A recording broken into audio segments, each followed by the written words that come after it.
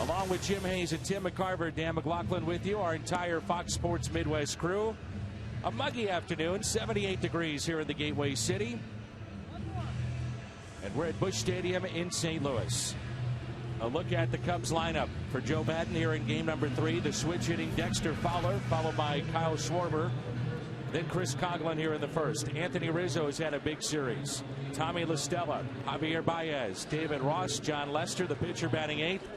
And Addison Russell is batting 9th. And on the bench, it's Barry and Montero from the left side. Herrera, the switch hitter. Bryant, Castro, Jackson, DeNorfia, and Caesar from the right side.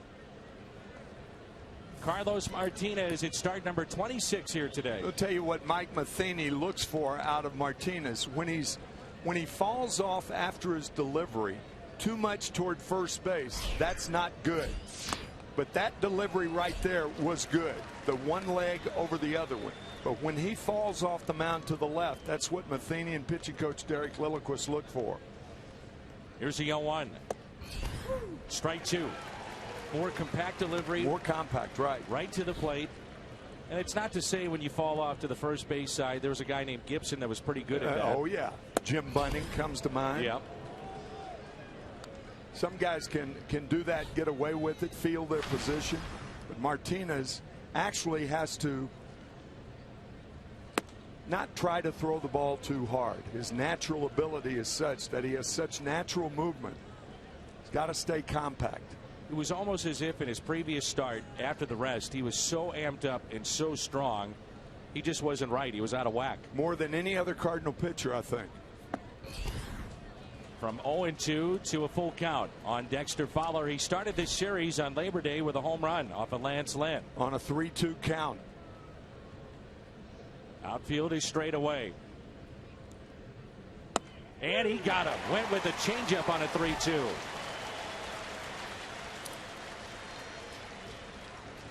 And not only got Dexter Fowler, that would have gotten anybody. Good changeup from Martinez. And it brings in Kyle Schwarber, who's hitting .268, 13 home runs, and 38 RBIs. I think it's worth repeating what you've talked about the last 2 nights. It's quite the statement, but Billy Williams comes to mind when you watch him. He was the Rookie of the Year in 1961, and I have not seen a guy with as quick a bat since Billy Williams. It's Kyle Schwarber, beg your pardon. Hits for power, hits for average. He's a catcher by trade, but they're playing him in the outfield to get his bat in the lineup. 0-2.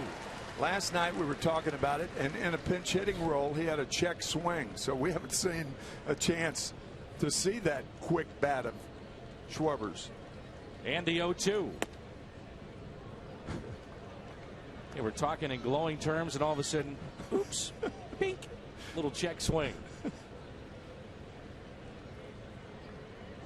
Martinez is ready with the 1-2 pitch.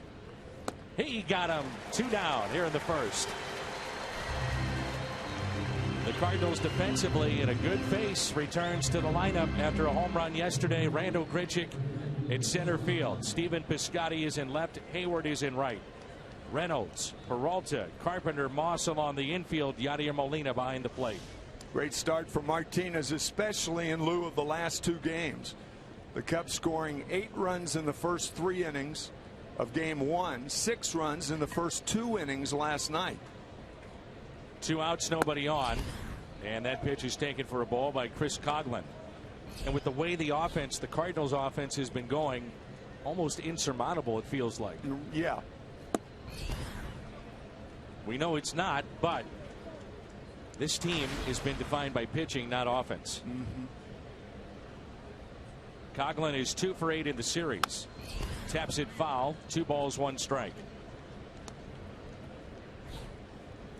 Yeah, you can have a team whose pitching goes bad and you can outscore a team. Or if their hitting goes bad, you can outpitch a team. But when both the hitting and the pitching go bad, that's what's happened to the Cardinals over the last 6 games. And a base hit into right with 2 outs off the bat of Coghlan. And we will see Anthony Rizzo here in the first inning. A look at the Hyundai pitch arsenal for Carlos Martinez. The outstanding fastball, good breaking pitch, and a changeup that's been really good against lefties. He has worked on that changeup with Pedro Martinez, the Hall of Famer now, nicknamed Little Pedro. It's a lot of pressure to put on a young pitcher, but he has worked on that changeup with Pedro Martinez in November of the last 2 years. 53 of the 87 RBIs for Anthony Rizzo have come on the road. That's tops in Major League Baseball. Outfield is deep. In on the hands of Rizzo, and that's where the Cardinals have been trying to pitch him all series long. Well, you have to have quick hands when you stand that closely to the plate, because you know you're inviting pitches inside. Everybody thinking, well, I can get it in there. Well, so far this year, he is a candidate for the MVP in the National League, standing close to the plate.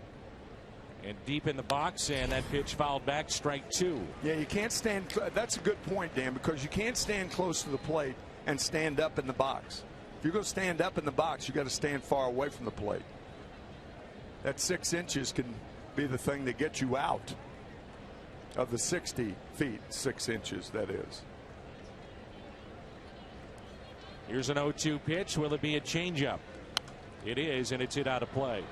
From a catcher's perspective, Tim, how close do you have to pay attention to what a hitter is doing pitch by pitch in terms of where their feet are positioned? Some guys do change pitch from pitch. Not many, but some. I don't think Rizzo does. You may change the grip on the bat with 2 strikes or something like that.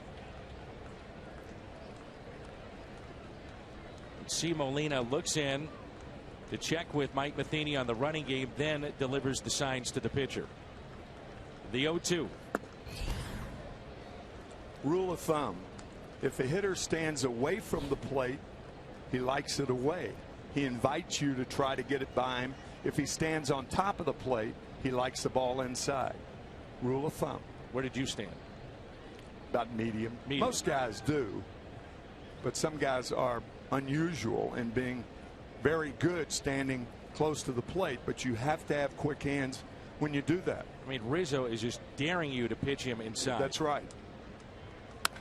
And that's driven into right center field. Carpenter has to go way out to get the cut from Grichuk, who flips it to Hayward. Carpenter to second base. Run does score, and Rizzo is in a rundown between second and third. No one is there. Martinez can't get there. He's safe. Everything goes wrong on that play for St. Louis. Let me count the ways. The first is Randall Grichuk underhands it to Jason Hayward. Randall Grichuk, a center fielder who could not throw the ball. His arm's sore. Lateraling it to Hayward. That allows Coghlan a chance to score. And now nobody is behind. I understand Carlos Martinez is backing up home. He can't get to third in time. Good base running by Rizzo. Randall Grichuk, you had words with him about that very thing before the game. Yeah, he said it's going to be difficult for him to throw. Easy throws with base hits. In terms of just the routine single would be no problem, but they have instructed both Peralta and Carpenter to go way out into center field, which Carpenter did do there. Yeah, and in that particular case, Hayward was the closest guy with the best arm. What an odd play that was. Boy. So an RBI double for Rizzo, number 88 on the year. 1-0 Chicago, and it's Tommy La Stella at the plate. 1 ball, 1 strike. That's how desperate the Cardinals are to get a bat in the lineup. Having a guy start in center field who can't throw. And a fly ball lifted out to deep left field. Piscotty is back over his head. 1 hop off the wall, then over the wall. Ground rule double. 2-0 Chicago.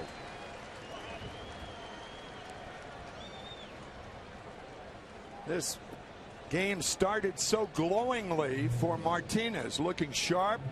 3-2 changeup to Fowler to get him. Schwarber on a fastball away. 2 strikeouts. And then a single by Coghlan.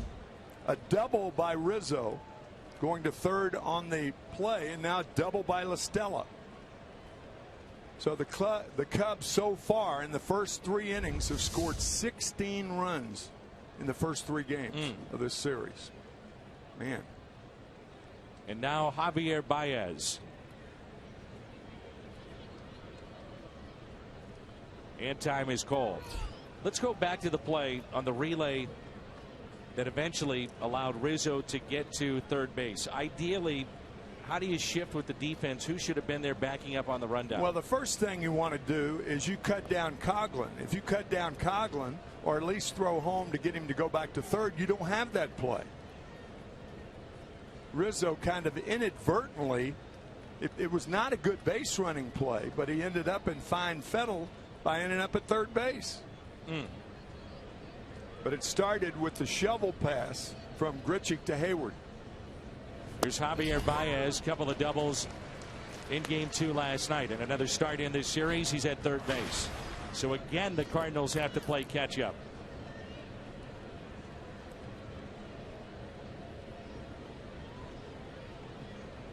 As you mentioned, a great start to begin this game. Back-to-back strikeouts. Martinez sharp, and then 3 consecutive hits. Single by Coghlan, double by Rizzo, right center. LaStella, the ground rule double in left in RBI. Yeah, you fans will see him in the bottom of the first. We have 2 opponents facing one another today who can't throw to a base. Grichuk or John Lester, the pitcher for the Cubs. How odd is that? Yes. 0-2. Strikes out the side, but gives up a couple of first inning runs. Rizzo caught in the rundown, and it paid off. Sloppy here in the first. 2-0 Chicago. And again, the Cardinals trailing against the Cubs here at home. Carpenter, Piscotty, and Hayward, followed by Peralta, Grichuk, Molina, Moss, Reynolds, Martinez. On the bench for St. Louis, Wong, Stanley, Adams, Jay, and Garcia. Peter Borges, Cosma, Cruz, and Pham from the right side. John Lester, a record of 9-10, first year of a long-term deal with the Chicago Cubs. We'll talk about Lester's inability to throw the ball to any base. It's a mental thing. But I'll tell you, it's worth considering if you're Mike Matheny to go ahead and switch Grichuk to left field now and put Hayward in center and Piscotty in right. There's less damage that can be caused by Grichuk defensively playing left field as opposed to center field. And if there are any questions on the Cubs end of things, now they're done. I mean, you can take the extra base. Any single to center field that would be a single is going to be turned into a double. Here is Matt Carpenter hitting .258, 21 home runs. He's driven in 71. The Cardinals, you may recall, Tim, had a similar issue like this when Albert Pujols, it was 2002, 2003, around that time. They obviously wanted to keep his bat in the lineup. He was not playing first base every day at that point in his career. He was an outfielder and third baseman. And they put him in left field and basically told Edgar Renteria and Jim Edmonds to go over and do what we saw that Hayward did. But that's in left, and it's not in center. It's easier to patrol in left than it is center field. It's not that Grichuk can't track down a ground ball, a fly ball to left or right center. He just can't throw when he catches it.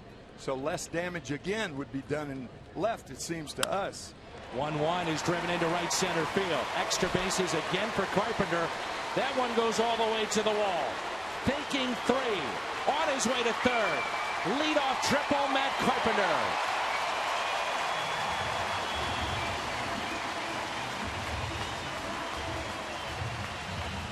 And where is John Lester on that play? I was thinking the same thing. John Lester should have been backing up third. There was no other place for him to go on the field. And who comes in alertly to try to back up third but Kyle Schwarber, the left fielder, who's normally a catcher. What kind of game is this? What's going on out here? What is going on here? Tell him, Tim, this is the big leagues. This is a big league. Stan Musial, when he'd see play like this, he'd say, this is the big leagues. Here's Piscotty. In baseball, such a crazy game. The Cardinals on a record of 87-51, and you've watched them the last 3-4 games, you'd say absolutely not, no way. Losers of 5 of 6. It shows you how big that win against Pittsburgh was on Saturday night. Here's an 0-1 pitch to Piscotty. To further your point about John Lester, and I'm sure we're going to see this develop throughout the game, we'll talk about it, his inability to pick anybody off or even throw over to first. It's now a mental issue with him. There's also issues with him fielding the ball too, so bunting could be a key aspect of this game. Well, with the bunt, he's got to throw the ball to first base. Bunt it right back to him, whether for a base hit or a sacrifice, either one. Here's an 0-2. Strikeout of Piscotty.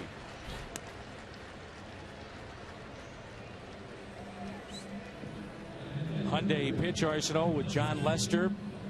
You always hear about the great cutter that he possesses. Throws it both inside and outside to right-handers and left-handers. He can backdoor it, front door it, by far his best pitch. And now Hayward with Johnny Peralta on deck. 2-0 Chicago here in the home half of the first.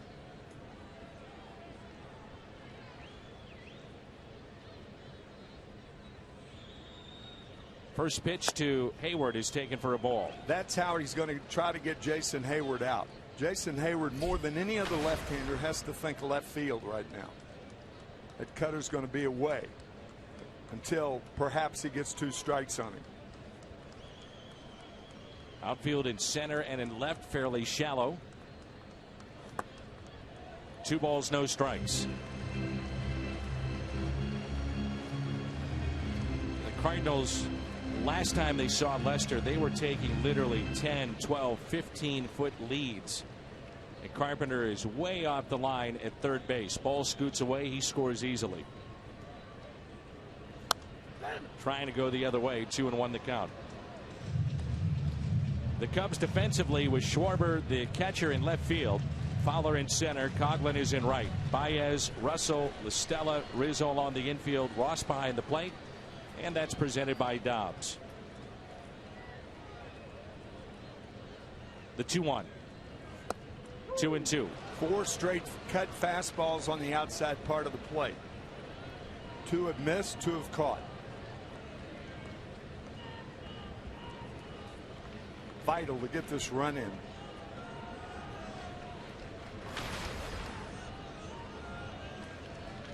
Two. Out of play.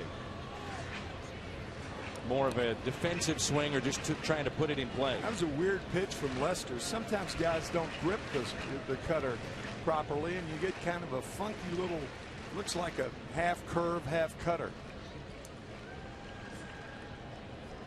Really a mistake he got away with. The 2-2. Hayward hits it up the middle. Base hit. Cardinals get on the board. Hayward with RBI number 51 as Carpenter scores, and it's 2-1.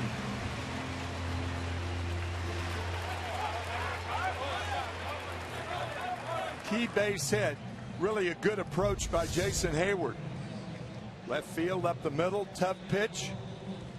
Cardinals played a run, and the reason they did, you watch John Lester kind of caught in no man's land. There's only one place he should be, and that's behind third base. But he didn't think Carpenter was going to try to go to third. And Kyle Schwarber coming in all the way from left field to be the backup man. Can't happen. Runner goes, and a throw to second base. Hayward is safe. Avoids the tag. Picks up the stolen base. Hands went by the bag, and the foot caught it to keep him on the bag. Stolen base number 21 for Jason Hayward. That right hand sliding over the bag. Watch. Right there. Now he tries to grab it with his left hand. Ooh, I'll tell you. If the Cubs reviewed that, I think they'd have a point. Because the tag by Russell was on him all the time. I think the Cubs have a point here. Whatever happened to the just straight slide? You don't see it anymore. Guys going in head first and really out of control when they go into a base. We've seen it a lot of times. Anytime you look at an old highlight from Lou Brock, it's the feet first slide and going so hard into the bag. And the bag would lift him up. The old stand-up slide. But boy, would he go in hard. Oh, man. Never went in head first. Ricky Henderson, the all-time base stealer, however, always went in hands first. But he never overslid the bag like that. Otherwise, he doesn't get 1,400 and some odd stolen bases. Crowd is seeing the video board. The umpires are looking at that as well. And as you might expect, mixed reactions. Yeah, a lot of body parts floating around second base. It's a hard call. I was talking with Joe Madden before the game, just like you were, and Joe said to me, and the ruling is safe, so stolen base number 21. But he said, our guys right now, he said, it's a different looking club, isn't it, Dan? And I said, well, yeah. I said, you're swinging the bats. He said, our guys are not overwhelmed anymore. You know, those big eyes, the deer in the headlight look of being in awe of the Cardinals. He said that's not the case. Yeah, they're growing. They've grown into the maturity that it takes to play this sport at this level. Hayward, your runner at second base.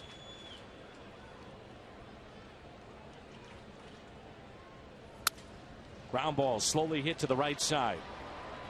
Estella over to Rizzo for the out. Hayward advances to third, and there's two down.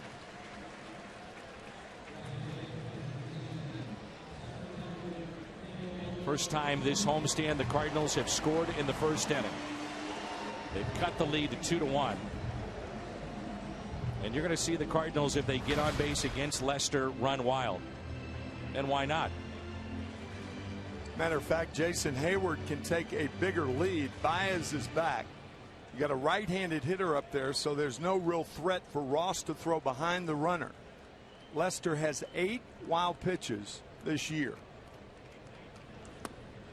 Swung on and missed by Grichuk, who homered and struck out in the same inning yesterday. It's the 42nd stolen base against Lester when he's on the mound this season. Most in the major leagues. 50 attempts against him. Also most in the major leagues. The pitcher who's allowed the most stolen bases in one season, the great Dwight Gooden, 1990, he allowed 60. The 42 allowed by Lester, most ever in Cubs history. Here's the 0-2. On the outside corner, and a strikeout of Grichuk. Cardinals strand a runner at third, but they pick up an RBI base hit by Jason Hayward. 2-1 after an inning of play.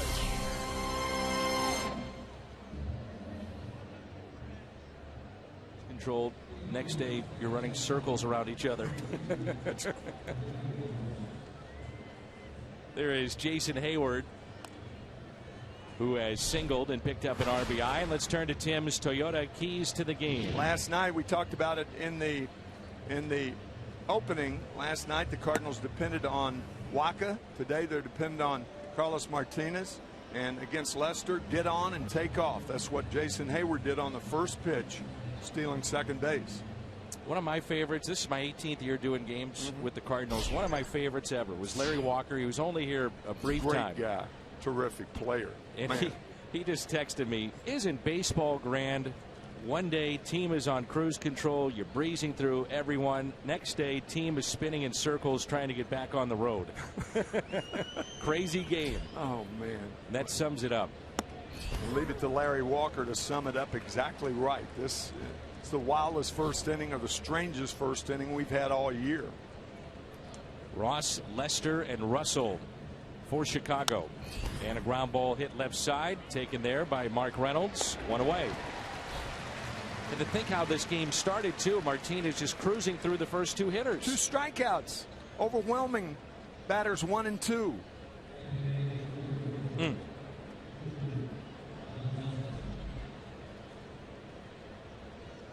So here's John Lester, who is 0 for 20.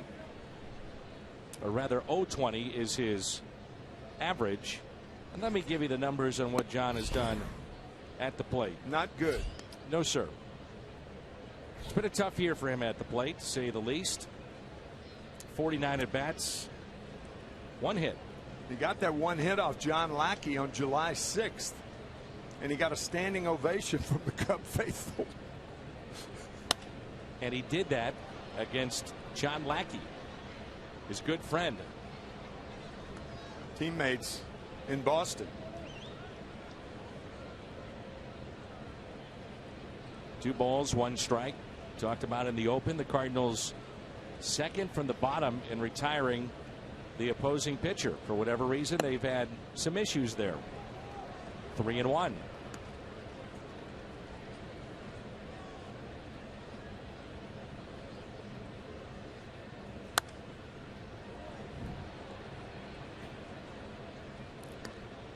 How many times have you been behind the plate, Tim, knowing you have a situation like this and your pitcher cannot throw a strike? Saying that the guy cannot hit.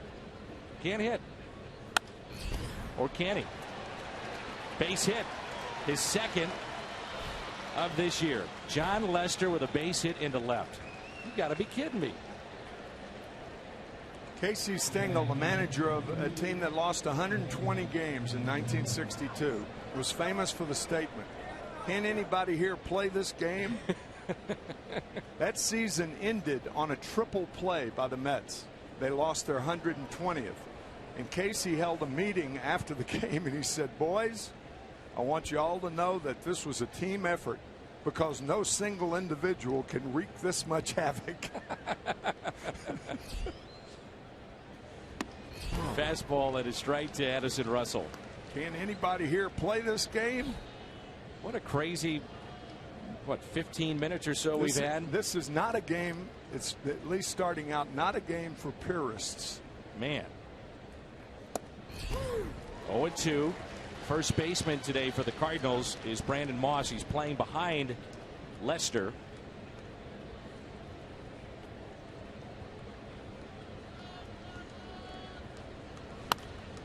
Off the end of the bat, popped up on an 0-2 pitch, and Carpenter won't get there. Off his glove. Lester in safely at second base. 0-2 pitches. You talked about it last night.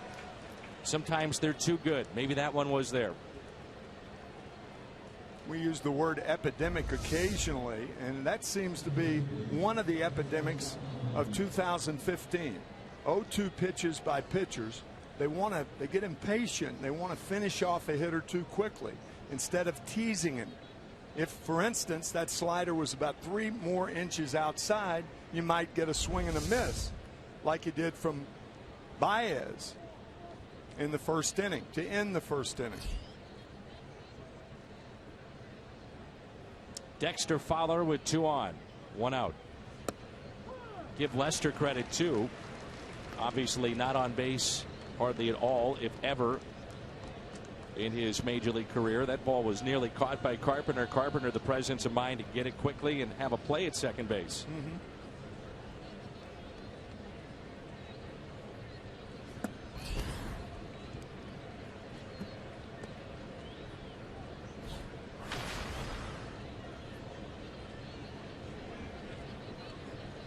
Fowler struck out back in the first. He was called out on strikes. The 1-1. Up the middle. That's a base hit. Richard can't throw. Lester can't really run. Doesn't matter. And the Cubs, knowing that, also take third base easily. I'll tell you, you're Mike Matheny. You got to either make a move and get him out of center field or take him out of the game. One of the two. It costs you nothing to moving to left field. Nothing. Doesn't cost you a player. Not only does Lester score, but Russell easily to third base. And if Grichuk is throwing anywhere near up to his performance, no way does Lester score or Russell go to third.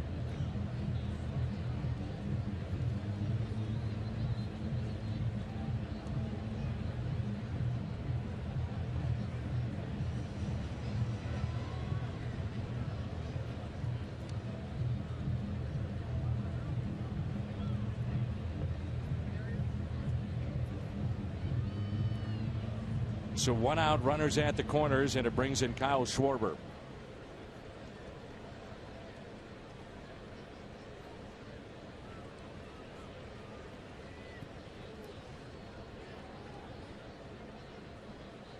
Three to 1 Chicago. Already 6 hits against Martinez. Schwarber struck out first time up.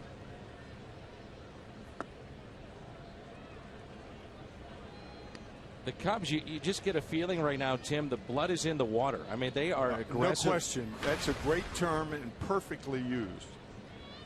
And the Cardinals playing.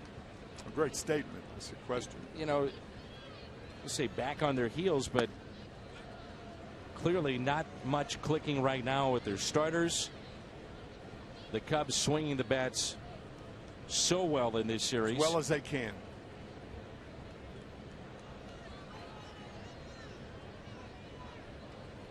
The 2-0 pitch.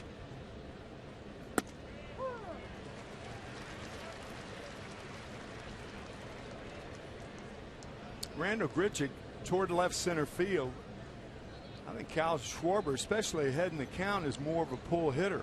With that bat speed, you don't hit a lot of balls to left field. The 2-1. Extended check on the runner at first. Fowler, threat to steal. We talked about the bat speed of Schwarber, and you would think that with that kind of bat speed, he's more apt to pull the ball, and yet the biggest gap is right center field for him.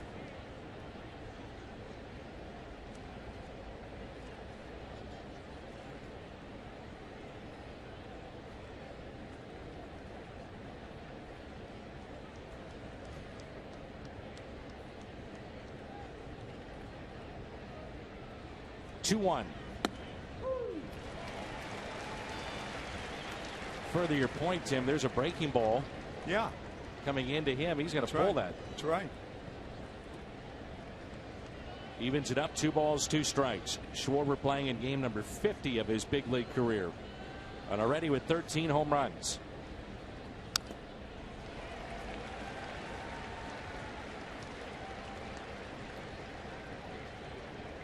Martinez already at 44 pitches. 13-game winner this year, an all-star, first year in the rotation for St. Louis.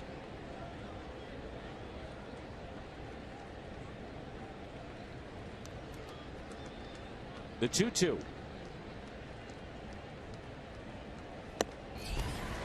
Strikeout number 4. Boy, Martinez aired that one out. Best fastball he's thrown in last 2 starts, it seems like.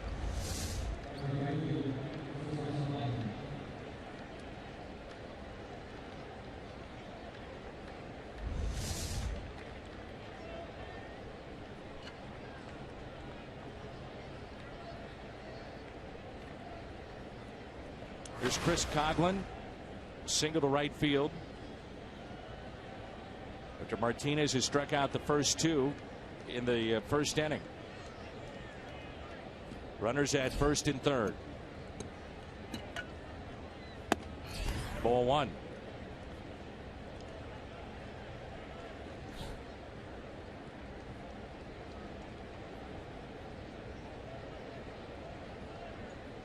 Coghlan, an injury play career, but he's played in the most games of any Cubs player this season. 2 balls and no strikes.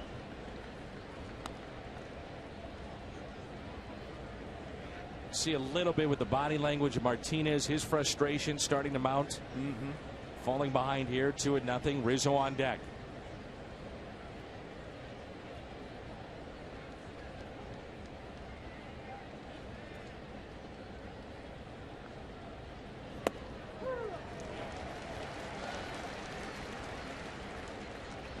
Went with a 2-0 changeup and got the call. Vic Carapazza is our home plate umpire, and this is a pretty big zone early on.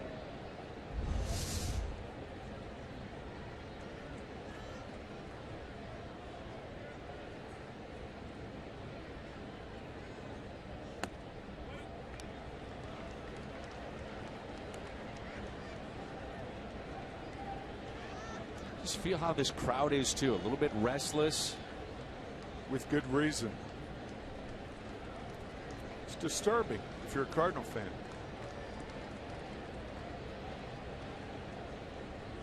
Three 1 pitch. Ground ball pulled foul and sounded like a broken bat as Coghlan checks it, and it is. 25 pitches in the first inning for Carlos Martinez, 25 here in the second. 3-2 the count on Coghlan. Martinez trying to pick up strikeout number 5.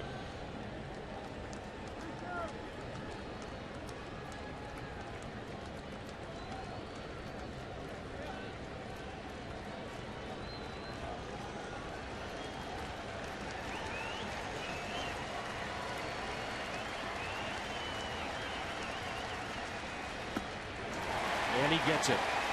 Cubs strand 2. Pick up another. It's 3-1 Chicago. He's had surgery on his right quad back in May 29. There weren't too many people that thought he would make it back this season. But here he is. Adams activated from the 60-day DL today. Mike Matheny says he'll be a pinch hitter for the time being. Adams told me he's been swinging the bat without any problem for weeks now. He says he still has some hurdles to clear in terms of playing first base and making certain lateral movements, but Dan Adams feels like he can have an impact with the bat right away, and he just can't wait for the chance. Talked to Matt in the clubhouse today too, Jimmy. He said he was facing that live pitching from Matt Belisle. I said, how did Belisle look? He said, nasty. He said, much better than the last time I faced him, and Matt Belisle is, as you know, Jim, very close to returning. Yeah, Belisle says he's good to go, and right now he's waiting for John Mozeliak and Mike Matheny to determine what's best for the roster and what's best for the team. But he feels like he's good to go. So those are the words of Matt Adams. Both of us speaking with him today. There's a look at Matt Belisle. And a 2-0 pitch to Yadier Molina, showing bunt, and looks at a strike. You know, going back, Tim, to that first inning. After the Hayward steal of second base, 1 out, Peralta up. He swings at the first pitch. You wonder if he's better off, and he grounded out softly to second, giving Hayward an opportunity to steal third. Yeah. Good point. I mean, with a guy like Peralta, though, he's a guy who can pop a home run. You got to give him every chance to swing at what he wants to, instead of hampering him by taking a pitch with a guy on second. I know it's an unusual situation. 50-50, that's what I'd say. Molina flies to right, brings in Brandon Moss. At the time, Hayward represents a tying run, so swinging at the first pitch could be, you know, a guy driving a ball and driving Hayward in instead of allowing him to move the third. But it's certainly a point worth considering. We saw John Lester in the World Series of 2013, and he was dominant against the Cardinals. Both games he went 7 2/3. Total of 9 hits allowed. 1 earned run. That was it. And a Holiday solo home run in the 4th of Game 5. We saw Lester on opening night at Wrigley Field. That's really when his issues of throwing to first base were exposed in front of a national audience, as the Red Sox kept that very quiet about his issues that he's had. So did Oakland for 2 months. Less of a problem there because his stay wasn't that long. The 0-2 off the glove of Lester, taken there by Addison Russell, and he slings it over to Rizzo for out number 2. What if Lester completes the 8th inning against the Kansas City Royals, a team that won 8 straight postseason games, and that was the first one? It might have been Oakland that would have gotten. That's the beauty in baseball, if you can call it that, of that one-game playoff. Excruciating pressure. And the point is, take yourself out of that equation, win the division, period. That's right. That's the reward, if you will. That's a dilemma right now, fading from the Cardinals, but still a 4-game lead, 4.5 against Pittsburgh, but 4 in the loss column, 6 in the loss column to the Cubs. The 1-1. 1 ball, 2 strikes.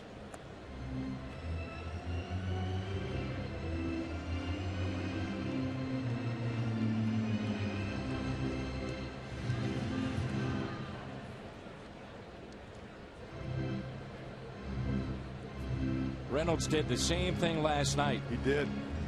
Last at bat, too. Hammering one off his left foot. Kind of a split double header on that left foot. Ouch. Yeah. A devilish cutter from Lester.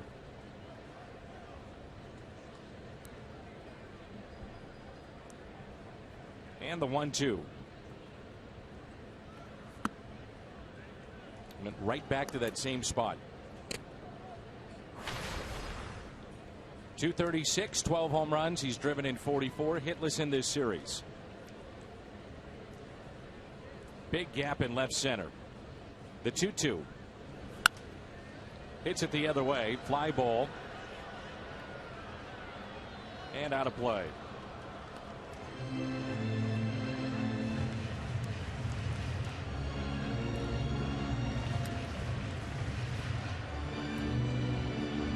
Cubs go to Philly, first of 4 tomorrow night. Off day on Monday. Then 3 with Pittsburgh. Before heading back home at Wrigley Field, they'll see the Cardinals next weekend. On the inside corner, 3-2.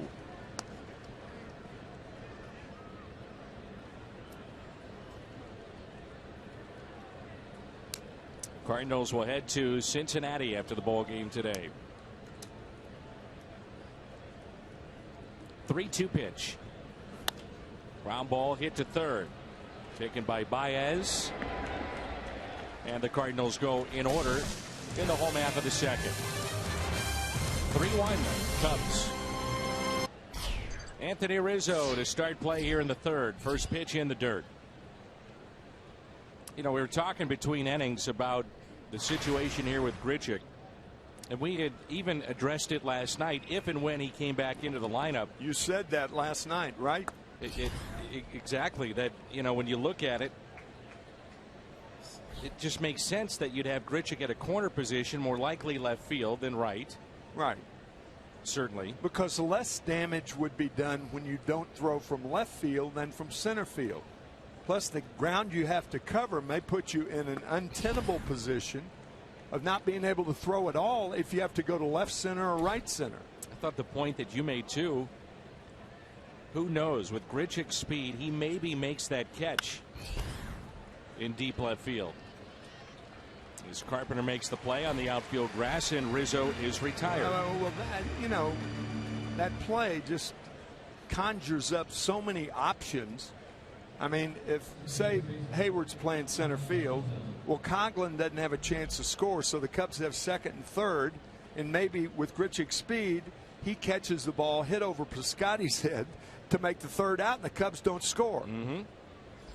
I mean, you can't help but think about all these things when something that dramatically bad happens. It also screams of a desperate offense looking for a little help. Mm-hmm. Putting Grichuk in a tough spot, unable to throw and play center field. 1 ball, 1 strike on Tommy La Stella. Hammers that foul.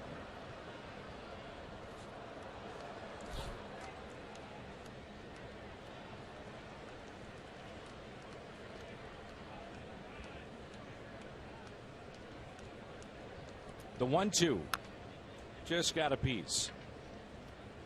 La Stella came from the Braves for a minor leaguer and 3 international signing bonus slots, which can be traded now.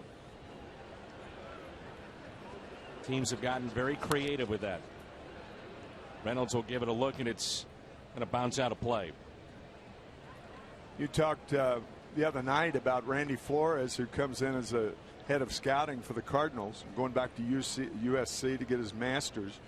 I'll tell you, to keep up with all the moves that are made now, you have to have at least a master's degree. I mean, it's the most confusing stuff for a peon like me. Gosh. And a high fly ball into right field. Hayward, 2 down. And think about the amount of time and travel and effort it takes to find the diamonds in the rough. I mean, that is a thankless position in many ways. 6 is a serious number and on the run. Cardinals scores 6. Any size drink, just 50 cents the next day. That's coffee fountain, frozen drinks. When they score, you pour at your nearest on the run. You earned it. And that tough job of scouting. There's John Mozeliak realizing everything is true along those lines. But it just didn't happen. I mean, 20 years ago, Mike Piazza was taking, what, 1,432 players ahead of him. And now there's talk of him going in the Hall of Fame and probably deserves it if he could get away from that tag of potential PEDs used. Jeff Bagwell, same cloud hangs over him. Yeah. The numbers are there. Without question. Ground ball off the glove of Peralta into shallow center field. So base hit for Baez, who's 1 for 2. If that ball gets through, Baez goes to second base. And if he doesn't, he's certainly thinking about it with a long, hard turn around first. Sure. Johnny Peralta flagged it down enough to where it didn't trickle out to center field where no play would have been made on it. See, the whole thing about Grichuk starting in center field is most of the balls are going to be hit to center field. Center fielder has many more plays than either left or right. That's why, as we said, it would make more sense to play Grichuk in left field because he can do less damage out there than he would in center. And so far, that's been the case. David Ross with 2 outs and a runner at first. Base hit out to left. Baez rounding second base. And here come the Cubs again with 2 outs, doing some damage. Runners at the corners, 2 down, and it brings in John Lester.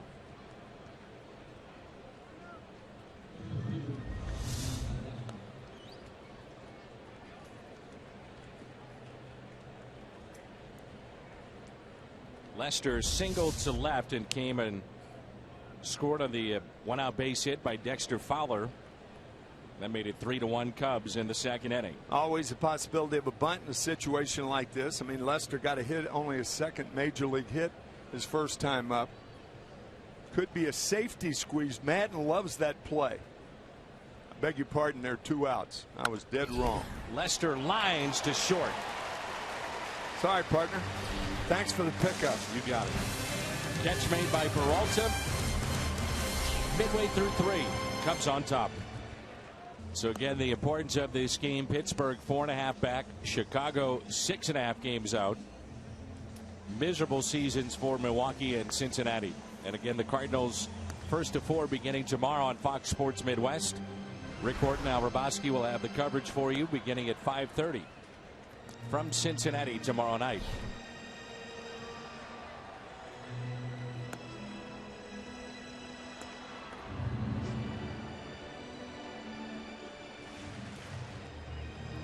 Martinez, Carpenter, Piscotty.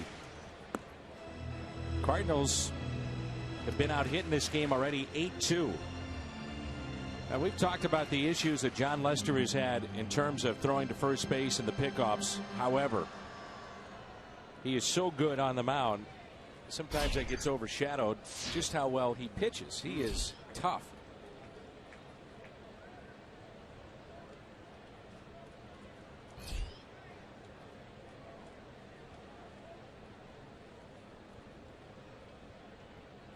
Well, with the things that he can't do, he's got to be exceptional in the things he can do, and that's pitch.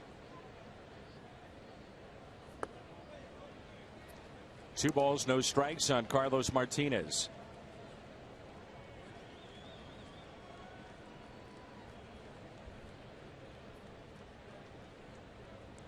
The 2-0.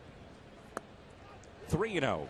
Carpenter on deck, who tripled to start things off for St. Louis and has scored their only run. I think if you're Martinez, you take 2 pitches.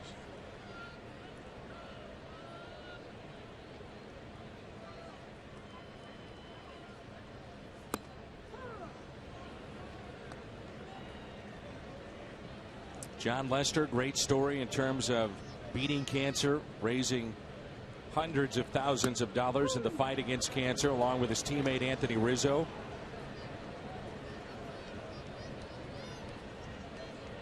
Hard not to pull for those type of players. 3-2. May have chased the ball. Lester will tag out Martinez. Another 3 steps, and Lester would have had to make a throw to first base. The easiest of the throws, an underhand throw.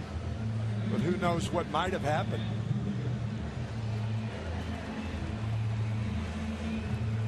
Numbers inside the running game for John Lester. 42 stolen bases allowed.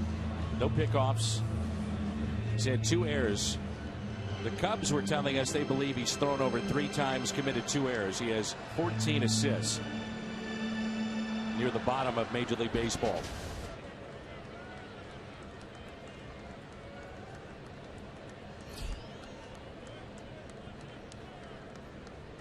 Baez is in on the grass at third, and the first pitch taken for a ball by Matt Carpenter. Well, for most of the reporters that cover the Cubs, it, for the most part, for whatever reason, has become more of a moot point. But I'll guarantee it won't be moot when they get in the postseason. That is all they'll write about when Lester pitches. And that's a type of pressure that I don't think John has ever dealt with. Even in Boston? Even in Boston. The Red Sox hit it for years. For all the years he was there. I don't remember any story coming out in the Boston press about his inability to throw to any bases. Yeah, my understanding was in Boston they would put him on the backfields in spring training. Yeah. Well before media would arrive. Similar to what the Cardinals did with Rick Ankiel when he was trying to get over his wildness. Yeah, I mean, show me the organization that does not try to hide problems like that. But it's a useless battle. You're not going to hide from the national press.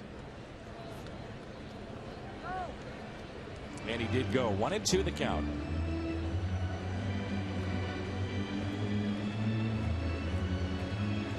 Everything magnified, every pitch is talked about, every game, the next day's starter. Sure. You know it quite well.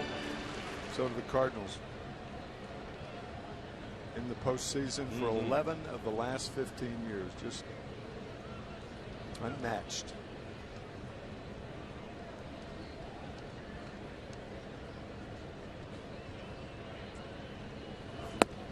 On the outside corner. Strikeout number 3 for John Lester.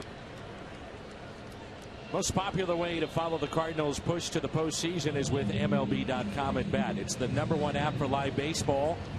Enjoy live look-ins, highlights, replay reviews, scores, StatCast, and more. MLB.com at bat right now.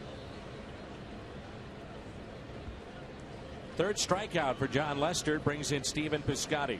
Struck out with a runner at third and nobody out back in the first.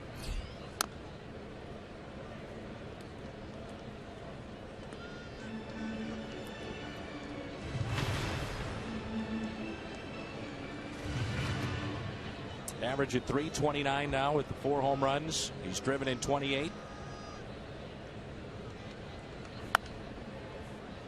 The cutter getting in on Stephen Piscotty. Yeah, that's the best example that we've seen of what that cutter is supposed to do.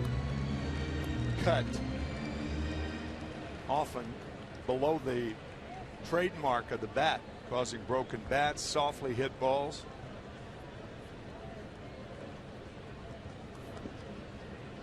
Let's explain a cutter too, Tim, because there are some fans out there, they say, well, cutter, what is a cutter?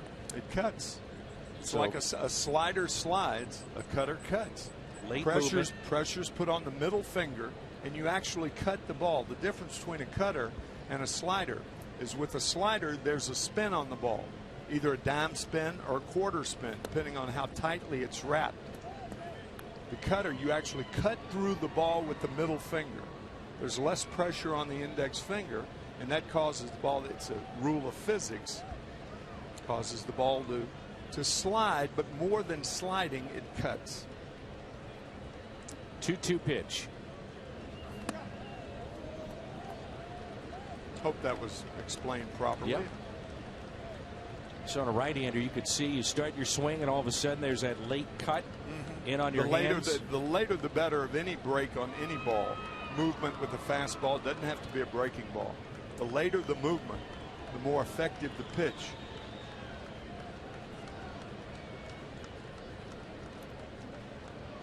A 3-2 pitch to Stephen Piscotty.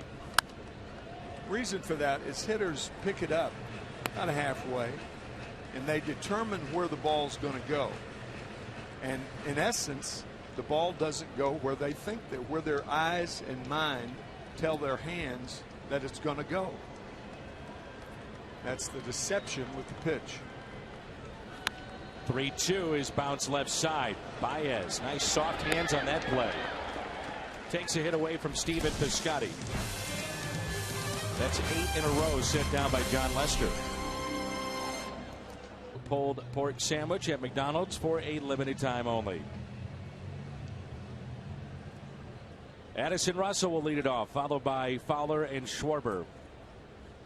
Reminder that Saturday MLB on Fox returns as the Cardinals take on the Reds. Then the Tigers and Indians square off in a game you can only see on Fox Sports 1. Coverage begins at 11:30 in the morning on Fox, and 6 Fox Sports 1 streaming live Fox Sports Go. There's strike one. We're underway here in the top of the 4th. Addison Russell with a single to center field. First time up.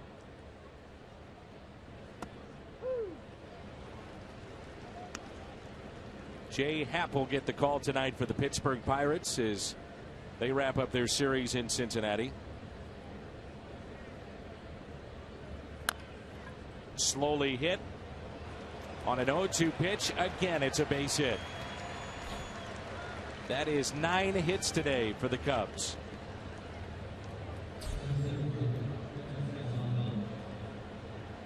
Now, there's nothing you can do about that. Totally fooled on the ball.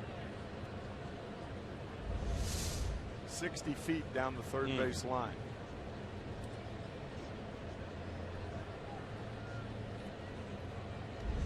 Now Fowler, 3-1 Chicago. Picked up 2 runs in the first. Cardinals scored in the bottom half. The Cubs with a run in the second. That's where we stand right now. Russell is your runner at first base. 2 stolen bases this year. And there's strike one. I've always said this, when you don't hit, we were talking about this during the break, and you don't produce offense especially, you look flat. It's just always the case. Sure. The last 2 games have been ugly losses for the Cardinals. Game 3 isn't much better.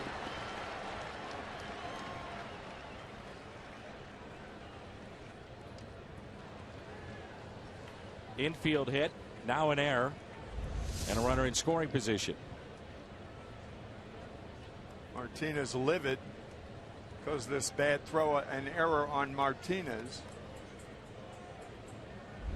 I mean, usually, and the Cardinals up until a week ago had done this all year. If the pitching wasn't pitching, the offense picked them up. If the offense wasn't hitting, and more than at any other time for any team, if the Cardinal offense, the guys weren't hitting, the pitching would pick them up. But now when both are in disarray, and even fielding as this game has shown, then you have 3 elements, the most important elements. Popped up. Shading from the sun, it's Peralta for the out. Most important of, it's how you win, either with fielding, pitching, or hitting. You know, I'm not sure they would give that air to Martinez, and he is livid, as you said. Slammed down the rosin bag. Throw was at the bag. It did not need to be picked by Moss. It just went off his glove. But it was on Martinez. Is that right? I'm thinking it might be on Moss. We haven't gotten the official word yet. Danny Martinez will take care of that. So far, the ruling has gone against Martinez. To keep in mind, Martinez is a pitcher, and what he throws moves. Yes. That at least has to be taken into consideration when you have a first baseman trying to catch a ball. And most balls that are thrown to him don't move. That's why often, fairly or not, it's given to the pitcher.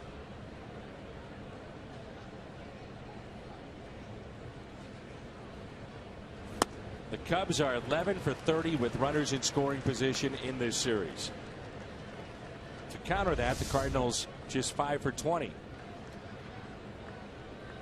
0-2 on Kyle Schwarber. 0 for 2 with a pair of strikeouts.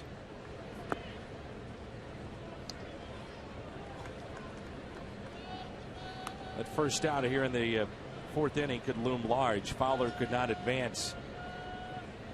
Russell the third with nobody out.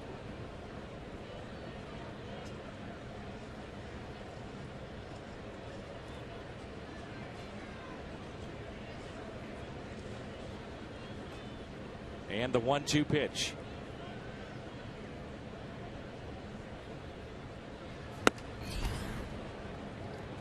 That pitch hit 98 on the gun. A little extra on that one.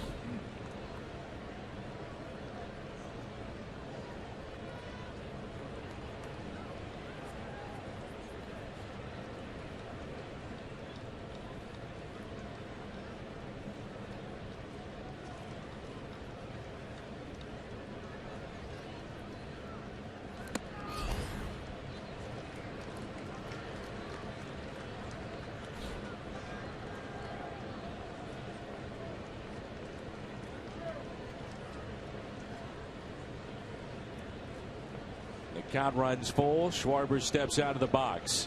3-2 the count. Runner at second. And one out here in the top of the fourth.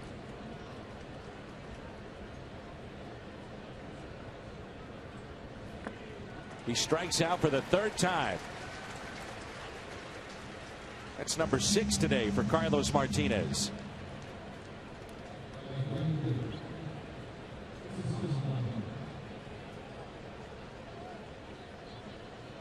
Wouldn't anticipate Martinez going very deep in this game. Already at 77 pitches. We're only in the third. And the Cardinals mindful of the innings count, the high leverage innings that he's been pitching in here in this game. Excuse me, in the fourth inning.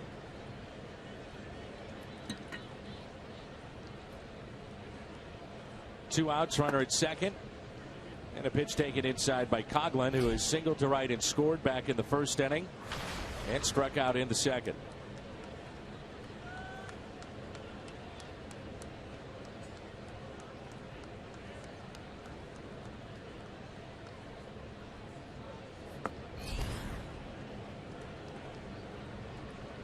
First two hitters, pair of strikeouts for Martinez, and since that time, everything it seems like has been a struggle.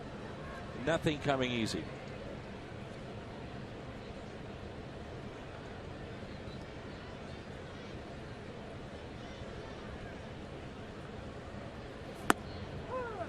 Two and one. It's like Coghlan was surprised to get a predictable pitch. He gets a 2-0 fastball, doesn't know what to do with it. That's the advantage Martinez and guys like him have when they throw a lot of breaking balls behind in the count. 2-2.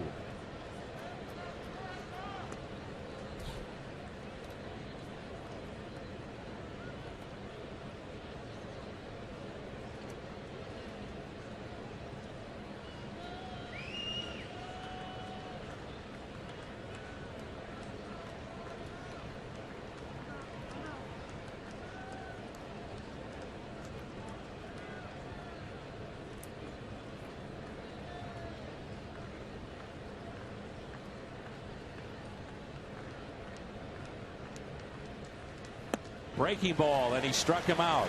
Back-to-back strikeouts for Martinez. 7 through 4 innings. The Cubs on top 3-1. Cardinals have Hayward to lead it off, followed by Peralta and Grichuk coming up. Dan, Lance Lynn admits he didn't get much sleep after lasting just 2 1/3 in the series opener, and by much I mean he didn't get any sleep. He wore it. Lance threw a bullpen today in preparation for a start on Saturday in Cincinnati. He told me on the pregame show he's confident he worked through some of the timing issues that plagued him in his last start. Lance was not a fan of being pushed back a few days and believes that was partly responsible for him being out of sync. But Dan, Lynn also told me that getting a few extra days may actually help him a few weeks down the road. He says some pitchers don't respond well to having their routine interrupted, but it's pretty easy to get into a new one, Dan. Well, I guess, Tim, that's the idea. I mean, yeah, the short term has not been pretty for the Cardinals with those that have had rest. But the idea is the long term, where it benefits you maybe in October. And time will tell. It boils down to whether you want a pitcher tired but effective, 85% perhaps of what he was, maybe 90, or rested and strong, with the shortcoming being that he's out of the strike zone often, or not throwing the ball where he wants to. Might be as stronger than you've ever been at this point in the season, but your control and much of pitching is location and movement. It's a very fine, dicey, borderline thing. And pitchers being the animals that they are, I mean, you know, nothing is initiated in the game until he throws the ball. That in itself is a strange psychological phenomenon, I think. Ground ball off the bat of Hayward. Which takes me back to a conversation I had with the great Garrett Stevenson. As part of the was he the coach at Wichita State? Pitcher. Oh, pitcher. Oh, that was his brother. That was not his brother. But I know who you're thinking of. Yeah. Was it Stevenson? Gene. That's right. Okay. Now Garrett, we did an interview with him. We've had a couple of memorable interviews with him, Tim. However, this one, I asked him something along the lines about his next start, and 3 minutes later, we were done with the interview with one question, and it all was based on the fact that I'm the guy. I start it all. All the fans are watching me. My teammates are watching me. The umpire is watching me. I came away understanding that it all begins with the pitcher.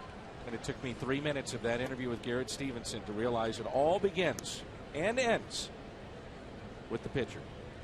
And that was the first time that you understood that, or first time you'd interviewed someone who opened that up for you? No. Tom Mee, our director that day, said he was going to puke as he was listening to the interview. And that's why it was memorable to me. He said that was the punchline and the buildup for it. He said, Dan, I can't take this anymore. I'm leaving the truck because I'm going to go puke. I agree with Tom. Okay. So it furthers your point about it all starts with the pitcher. It was unbelievable. It was like watching a parody of an interview. However, it was the real thing. All centered on me, the pitcher. I had no idea where you were going with that, and for good reason, I had no idea where you were going with that.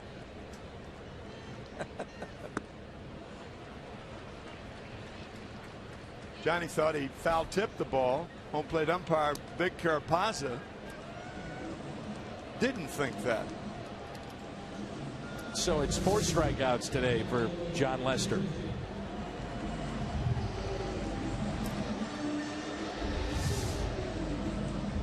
I think cutters, the first thing I think of is Mariano Rivera. Best cutter we've all seen.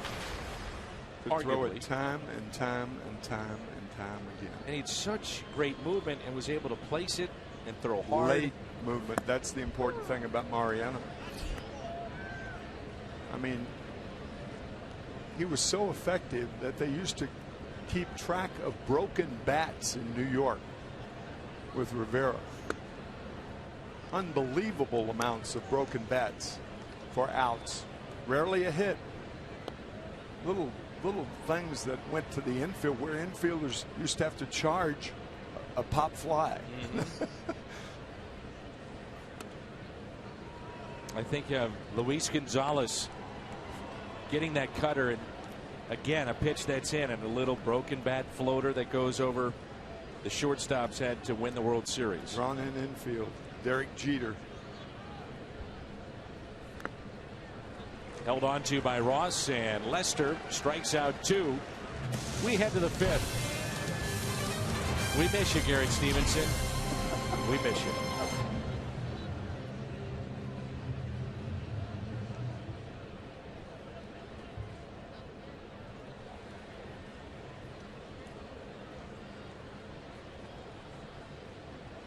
All right, guys. Thanks. Looking forward to the postgame show.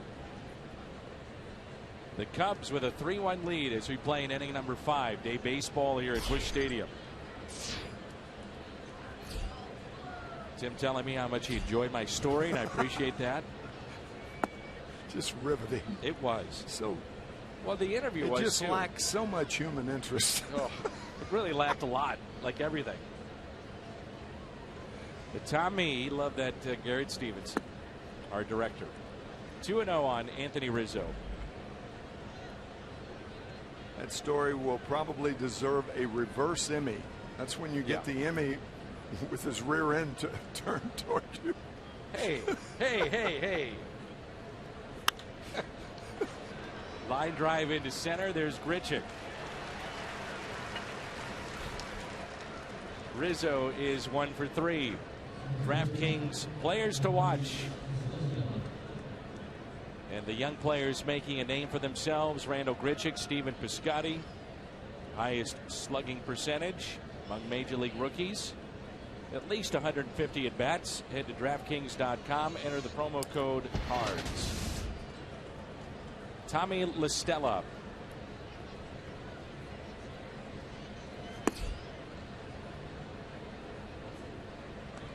Game like this can often get my partner and me talking about movies during the break. We were talking about One Flew Over the Cuckoo's Nest, the great performance by Jack Nicholson. Louise Fletcher as Nurse Ratched. And one of the great movie stars of our time of 50 years ago was Jack Palance. Jack Palance was from he's deceased now, but he won 1 Oscar in City Slickers. He was nominated for 3 others, one of which was Shane, perhaps with Alan Ladd. Somebody saw out there. Jack Palance from Hazleton, the same hometown as Joe Madden.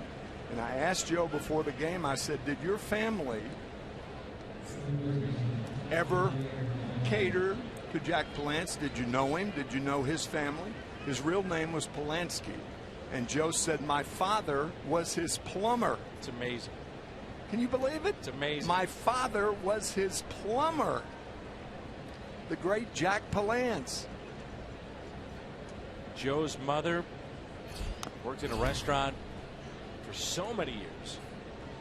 And Joe now owns a couple of restaurants in Tampa, but he was telling us too that after he started making a pretty good amount of money in the major leagues, and it took him a long time to get here, he told his mom, go ahead and retire. You don't need to be doing this anymore. She was the waitress at the Home Plate Cafe in downtown Hazleton on Main Street.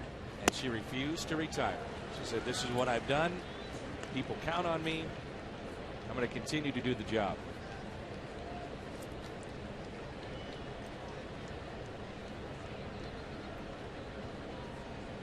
Oh, 0-2 the count on Javier Baez.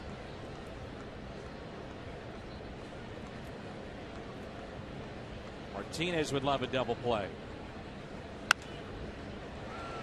And it's a base hit into right field.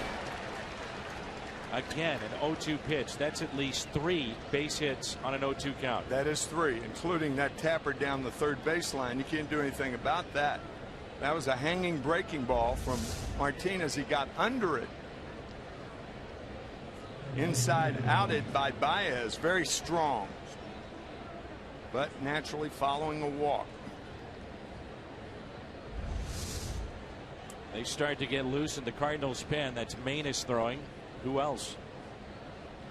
Cardinal fans may know that Mike Matheny went to the University of Michigan. Joe Madden went to Lafayette University.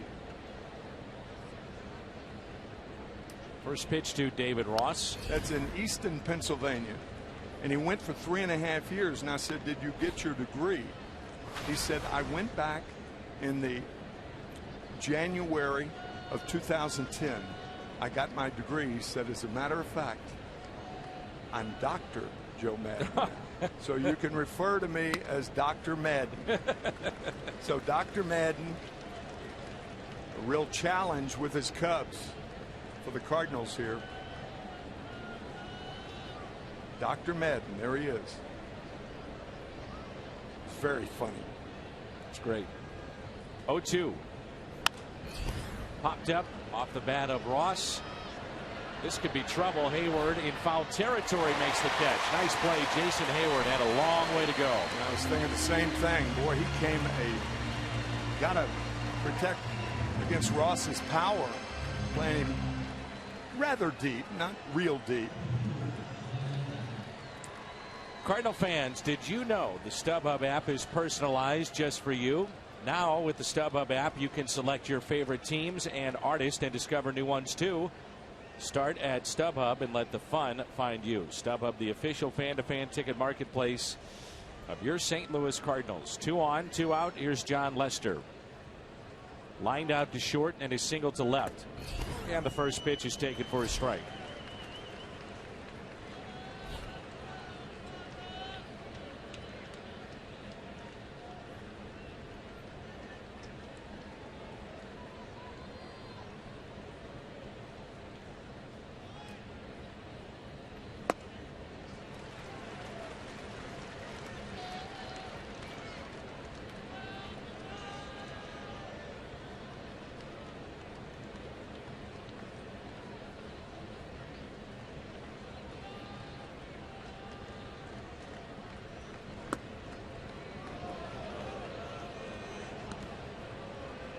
Trying to pick up strikeout number 8.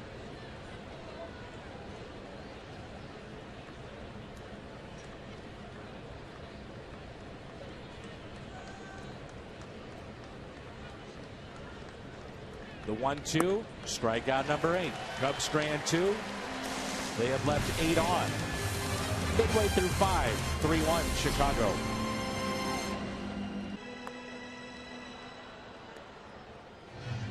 Big crowd on hand. What has been a tough series for the faithful of St. Louis. Cardinals have Molina, Moss, and Reynolds.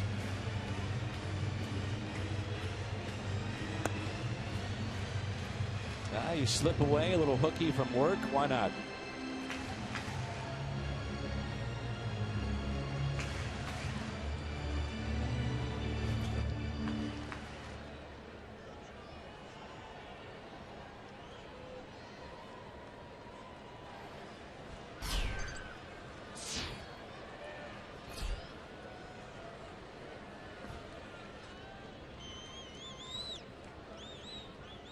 Here's Yadier Molina.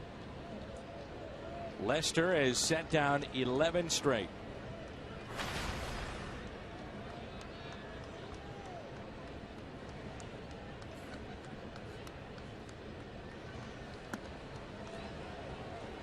Two balls and no strikes as Lester not happy with that last call. If you just joined us, the Cubs picked up 2 in the top of the first. Cardinals came back with a run of their own. Chicago picked up a run in the second. They lead it 3-1.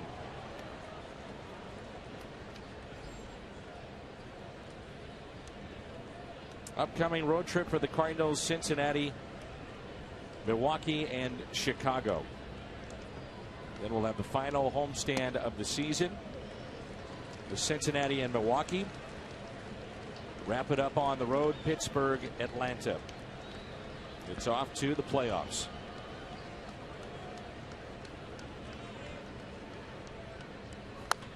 (3-1) yanked foul. Okay, you look at this schedule, and I know that you always are leery of this when you look at teams that you say, wow, you've got Cincinnati, you've got Milwaukee, a bunch coming up. The road a little easier. Yeah, just ask the Pirates about Milwaukee. Sure. First game in Cincinnati, they lost.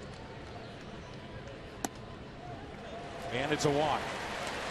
What's their record in Milwaukee? I think 5-13 this year. Something might like even be worse than that. Yeah. Once again, it'll be Al Raboski and Rick Horton with the call on Fox Sports Midwest as we head to Cincinnati. Jaime Garcia, 8-4, gets the call. 1.89 ERA for Jaime. Lamb will go for Cincinnati. Rick and Al will have it for you at 5:30. Budweiser, what's on tap? Brandon Moss could tie it up with one swing of the bat. Very good homestand for him. He's now up to 19 home runs this year. It's deceptive when you look at some of the Cardinal games when they don't score a lot of runs, but what they presented offensively has been sporadic hitting. They're not bunching their hits and walks. That's how you score multi-runs. That's what they need right now with Molina on, leadoff batter on. Get a leadoff batter on, your second place hitter becomes very, very important in whether you're going to score multi-runs or not. First base runner for the Cardinals since the first inning. 1 ball, 1 strike.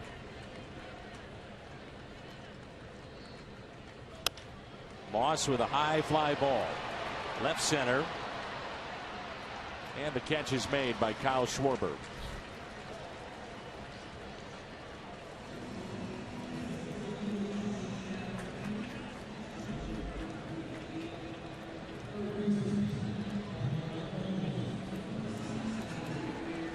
Only 2 hits here today. Triple by Carpenter, first batter of the game for the Cardinals. Single by Hayward up the middle. And after that, John Lester has dominated this lineup. 1 walk since the Hayward single, and that has been it. 5 strikeouts on the afternoon. Reynolds grounded out to third. Get the feeling that may be it for Carlos Martinez. We'll see how the Cardinals want to play it, but certainly if they get Reynolds aboard, you think about pinch hitting for Martinez here in the bottom of the 5th. St. Louis has had activity in their pen, and as we say that, Tommy Pham is at the on-deck circle. I think Mike Matheny forced to do that. Good pitch in on the hands of Reynolds. Going back to your point with Lester, he's able to get in on these righties. Occasionally the cutter on the outside, but for the most part he has lived inside today on right-handed hitters. And interestingly, the only 2 hits by left-handed hitters of the Cardinals, Carpenter and Hayward.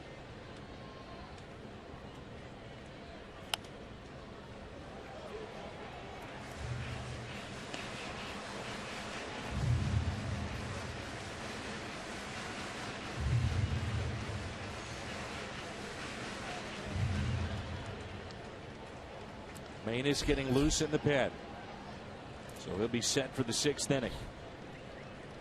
1-2 pitch to Mark Reynolds.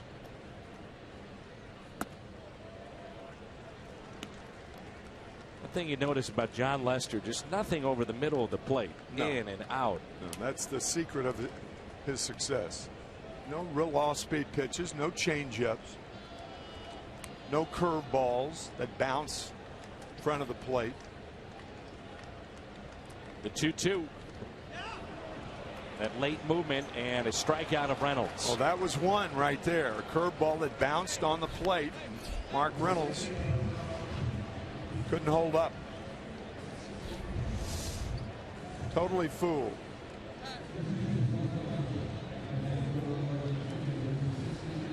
Think about, in your experience, Dan, your 18th year with the Cardinals and the whole bit, what is the percentage of swinging strikeouts that were strikes? Not many. I'm saying that probably close to 70% swinging strikeouts are on balls out of the strike zone. That's what I mean. Yeah. Yeah. The reason is it's pretty simple. Major League Baseball players are designed to hit balls in the strike zone. Jim Palmer had the greatest explanation of pitching. Strike 1 and then expand the strike zone. Get hitters out on balls. I may not have answered your question properly, but I know exactly what you're saying. Yeah. You just don't see guys swinging through many strikes. I mean, and if they do, occasionally a guy who's trying to leave his feet and leave the yard or something like that on a 2-0-3-1 fastball. Lifted down the right field line, And the catch is made, and what a catch it is in right field by Coghlan. Holds on for the out. Tremendous catch, Chris Coghlan in right field. What a play that was. Limping toward the Cub dugout, but that was some play. You're right, Dan. Great call. Like his right knee hammered into the harder part of that protection down on the right field line. And Chicago.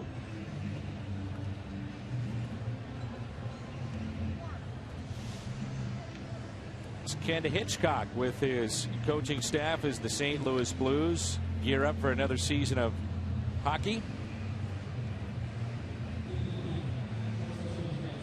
Kirk Muller, Ray Bennett, Brad Shaw, and Jim Corsi. The assistants are all in attendance with Coach Hitch. He's back for another season. And naturally, no Brett Hull, and you have not introduced me yet to Brett Hull. I'm trying. I really am. Feeble. No, you're not. I did. It's a feeble effort on your part. You have connections with the Blues ownership. I should have met Brett Hull by this time. You had the whole season to introduce me to him. All right, here's the deal. Nothing. Nothing from you. Nothing. Here's the deal. You come back in the cold winter months and take in a weekend here in St. Louis, take you to a Blues game. We will meet Brett Hull. Oh, I've got to go to a Blues game. I've got to come up here from Florida to go to a Blues game. Oh, so you're saying that you don't want to go to a Blues game, huh? No, I didn't what you're say saying. That. No, I did not. That's what you're saying. I said that I would have preferred to have met Brett Hull here in the warmth and comfort of our booth. I don't know, I feel more secure, I think. Instead of going into an arena in which I've never been, you know, it's like a colder. Are you scared? Well, kind of, yeah. No. I mean, it's Brett Hull. Man up and show up. I'll give that serious consideration. I'm not kidding. I will. Maybe in November sometime. Tell you what, I'm very disappointed in your behavior today. Let's just put it that way. Manus has gotten the first two. My behavior, it covers a wider gamut than I thought you'd enter. Now, Brett was, when you really wanted to meet him, you said during the Washington series, which was last week. Right. So I said it before then. I said it earlier. Well, you may have, you may not have. Dismissed me. Semantics. You know, the truck is backing you too. And they're a bunch of liars as well. They're backing me because it's the truth. I mean, Brett Hull is revered in this town, revered in the world of hockey, for crying out loud. What are you trying to tell me something I don't know here? Well, you act like you don't know. I'll drop it. I'll drop it. Just consider it never happened. You want to hug it out? No, I don't. No man hugs for me. They're all phony anyway. It's like telling somebody good luck. Nobody has ever said good luck and meant it. Ever. Really? That's correct. That's a fact. That's my theory. Based on years of experience, nobody has ever said good luck and meant it. I told Joe Madden that today. He said, you're right. Joe Madden agrees with it. Well, Tim McCarver, we'll try to get you a visit with Brett Hull. Good luck. So if you said to John Lester after the, hey, John, great game today. Good luck the rest of the way. Little pat on the back. I wouldn't say that. I don't say good luck to anybody. Just said good luck on that one. I mean, I'm just saying. No. Okay.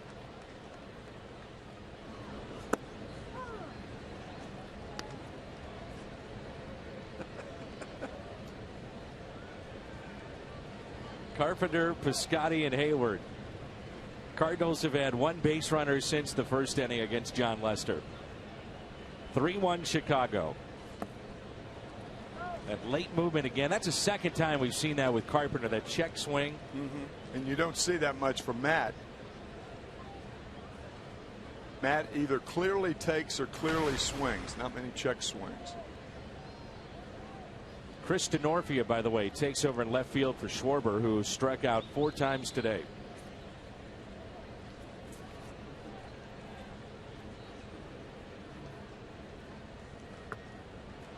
That swung on and missed, and Lester with 7 strikeouts.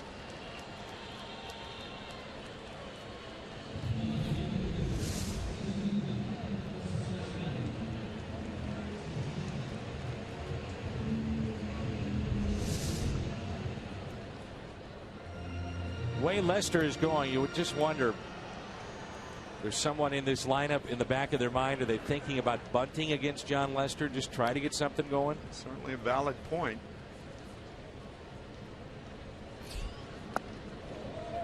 I don't think we've seen Stephen Piscotty attempt to bunt a drag bunt since he's been. I don't remember. I don't either. Him doing that. The Cardinals have used the number 2 spot in the lineup not as your, I guess, your traditional type hitter. You know, a guy that's going to bunt somebody over, maybe, those kind of guys. It's more been, let's get some damage out of the number 2 spot. Power hitters have occupied this spot. The 1-1. 1-2. He's got the Cardinals guessing right now. Inside, outside, inside, outside. He is locked in.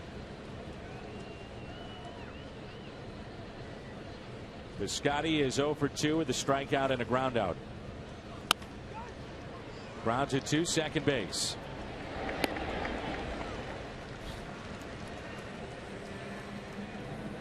We saw the Cubs' John Lester opening night at Wrigley Field. The big question was, what would Jason Hayward do against left-handed pitching this season? This is our lows never stop improving in the last 5 seasons against lefties. Tough year at 14, 169. This year at 270. There's a base hit and the lone RBI today for the Cardinals. That was back in the first inning. Lester trying to improve his overall record at 10-10. 2 outs, nobody on.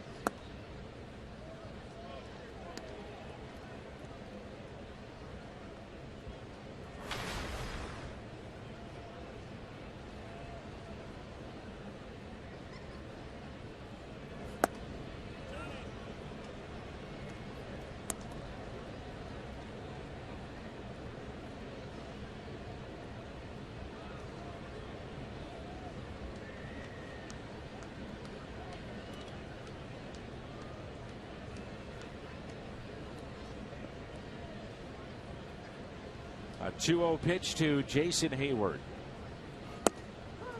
This is the 9th game of the homestand, and if you tally them up, the Cardinals have struck out 75 times. A little over 8 per game. And today, right at that average, just about, with 7 against Lester.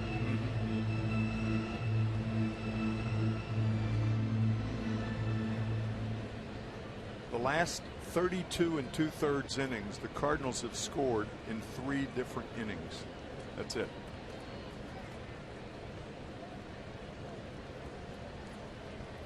The 2-2 to Jason Hayward. And a fly ball lifted out to left center field. Fowler wants it and has it. Again, a 1-2-3 inning for John Lester. Cubs on top as we head to the 7th. It's 3-1. Our AT&T U-verse rewind. They've done just about everything right, from their starting pitching to the bats coming alive, the home runs, and a little defense along the way. That was Chris Coghlan. Terrific catch in right earlier in our game. After today, 23 games remaining, and the Cardinals could have a lead before it's all said and done. After tonight, a 3.5 over Pittsburgh with 23 to play, 5.5 in front of Chicago. It's a race now.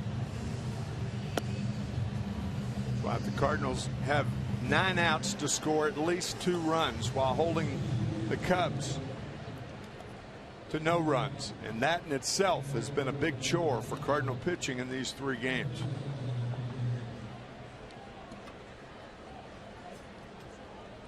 Third pitcher used, Kevin Segrist.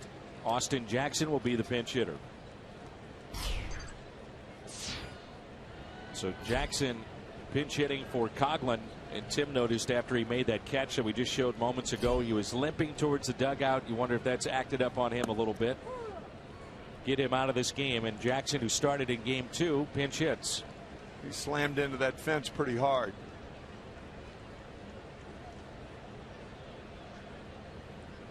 Rizzo on deck, and then LaStella.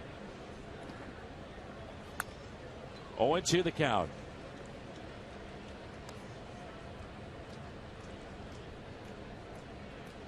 '69th appearance for Kevin Segrist, and our Chevy call to the pen. Get a look at his numbers this year. And time is called.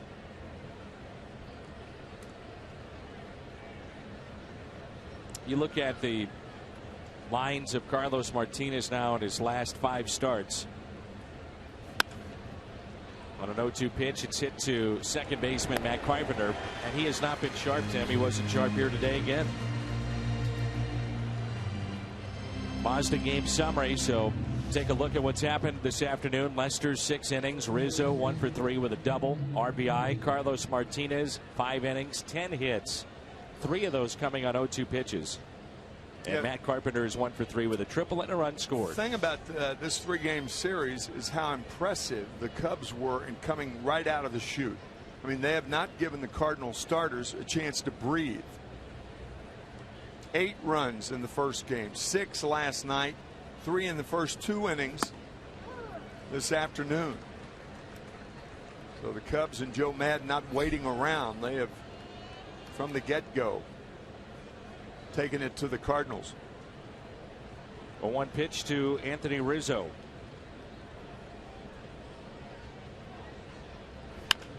Ground ball hit to the right side. And Moss steps on the bag for out number 2.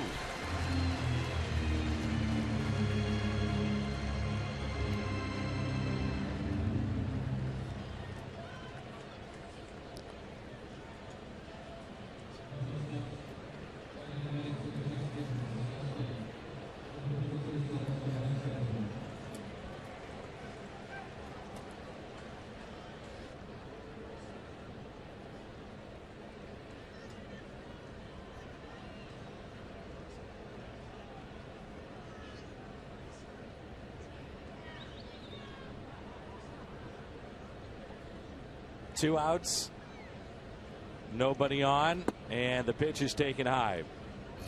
Al Hrabosky just came in the booth, Tim, and showed us something that is a bit disturbing, I think. It is disturbing.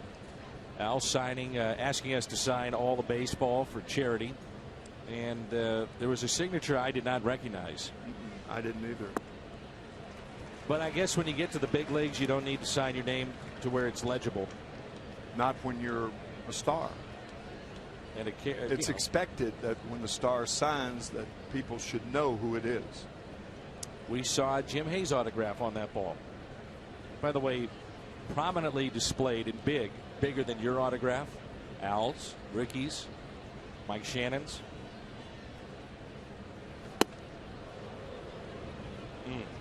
Well, he's a star. I mean, there's okay. I mean, there's nothing else we can do about it. He's a star. Here's how he signed his name. J, capital J, huge letter, capital H. As though somebody's going to know who that is. I can't believe you guys are calling me out. First, I'm surprised that Al can spell at all. I said it. Al didn't spell it. You did. This has nothing to do with Al. This has everything to do with you. He knows what a JH means. Al asked me to sign. I said, sure. Where? He told me where, and I signed. That's my signature. Now, of course, Dan, I'll be inspecting your signature to make sure it's legible at all times. Very legible. Ground ball and a base hit. Starlin Castro.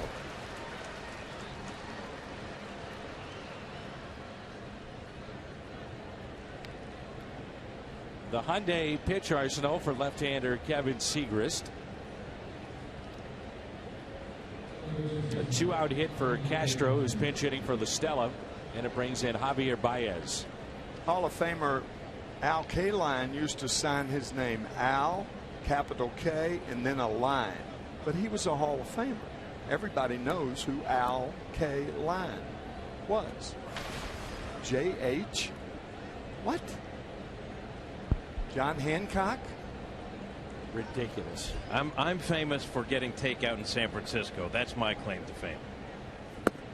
And decided to head down the street.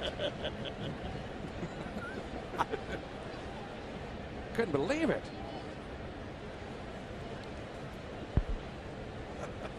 John Miller doing the Giants, who are having a tough time nowadays, too.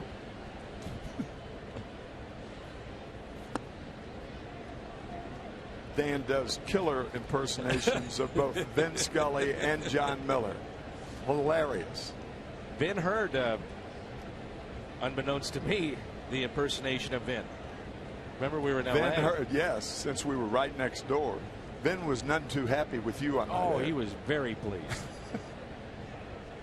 Probably words that you wouldn't necessarily hear him say. No. However, it's a tough world out there. Hey, you know. 2-1 the count. We asked Jim for a pick and an autograph earlier in this homestand. Still haven't gotten that either, Tim. Nor the Brett Hall visit. 2-2. Cardinals have been out hit in this game 11-2. Yeah, the reason we saw a little levity, I think that's what the Cardinals need right now. Step back and laugh. Maybe going on the road won't be the worst thing for them. Yeah. Saw Randall Grichuk with that huge smile after last night's 2-run home run against Jason Hamill.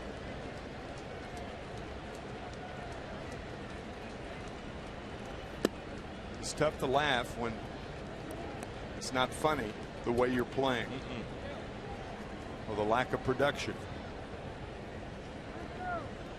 Starlin Castro will be off with his pitch. 2 outs in the count of 3-2. Baez, a pair of base hits to go along with a strikeout. 3-2 pitch. Time to stretch. Day baseball. The Cubs and the Cardinals. Chicago looking for a sweep as Segrist puts together a scoreless top of the 7th here at Busch Stadium. Dealers donate $1,000 to the Make-A-Wish Foundation. Austin Jackson stays in the game after grounding out to second. And Starlin Castro does as well after his base hit to left. Well, John Lester, part of the story and a big part of it for the Chicago Cubs here today. Lester gave up 2 hits in the first, and since then, no hits allowed. He has walked 1. He has struck out 7 on the day. 92 pitches. His spot is due up second, looking at the top of the 8th. But boy, has Lester been good today. Peralta, Grichuk, Molina for St. Louis. Trying to get anything going offensively. Broken bat. On a hop to short. Undoubtedly, this has been one of the best outings for John Lester this year. Certainly against the Cardinals in a long time. Cardinals have given him fits. Not today, so far. It's funny how this game, all the action happened in the first inning and a half. 2 runs with it for the Cubs in the top of the first, 1 in the second, and 1 run for the Cardinals in the bottom of the first. 1 base runner since the first for St. Louis. That was a walk in the 5th. There's Randall Grichuk, 0 for 2 today with a pair of strikeouts.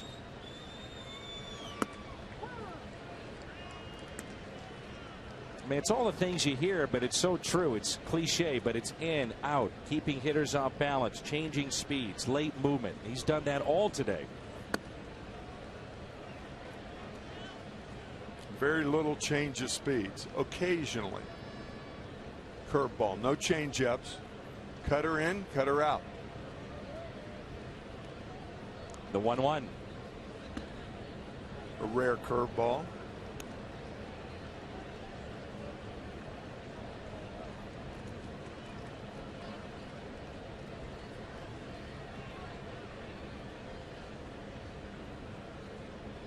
2-1. Right field for out number 2.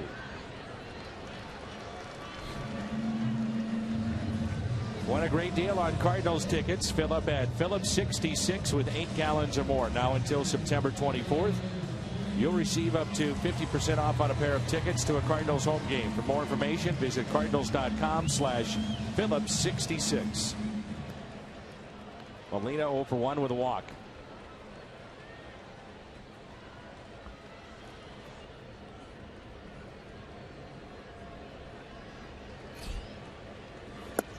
Talked a lot early in the game about if you get on base against John Lester, steal. And in terms of catching base stealers, Arcia in the driver's seat, fewest stolen bases allowed. The Cardinals 41 this year. Thanks in large part to number 4.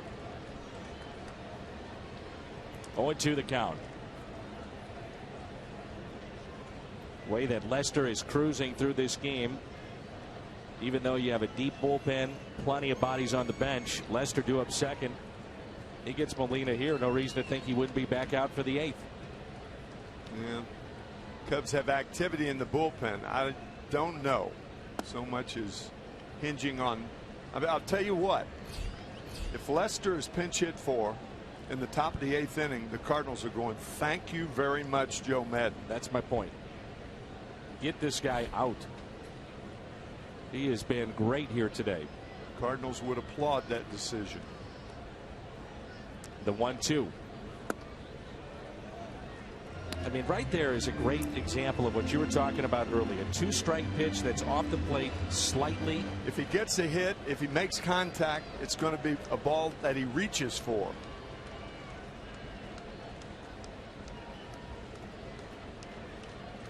Two. On cue, Joe Maddon reaching for his scorecard.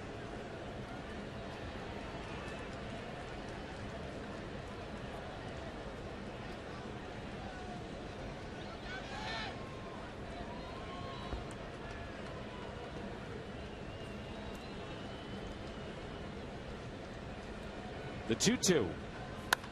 Pulled foul.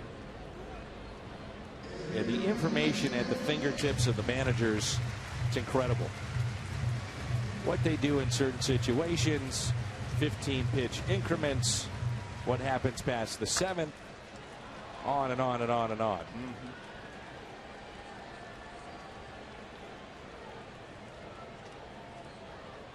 Molina hit that ball off the end of the bat, and apparently it cracked. He didn't know it. Wow. I've never seen that. Where he didn't realize it was cracked and that happened. No, I've never seen that either. The 2-2.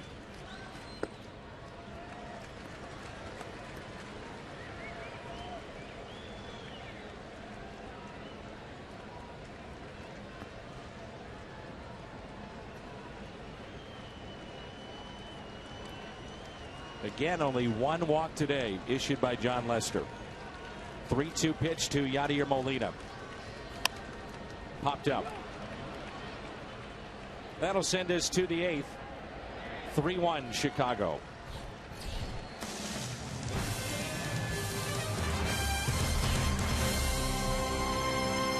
This Bommarito Sports Update.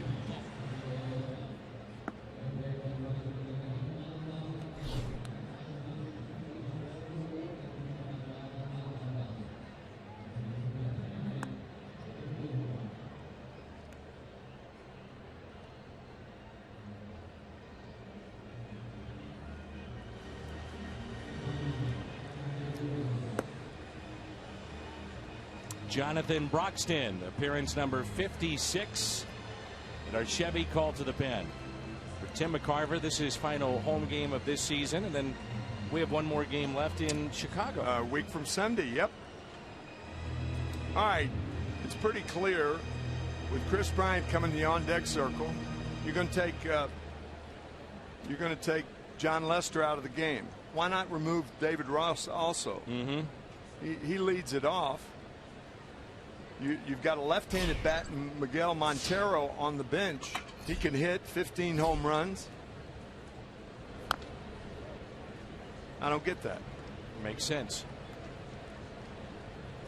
We've already committed to Bryant. He's on deck. So Lester's definitely coming out of the game. Ross, while he's caught a good game, only catches John Lester, for that matter.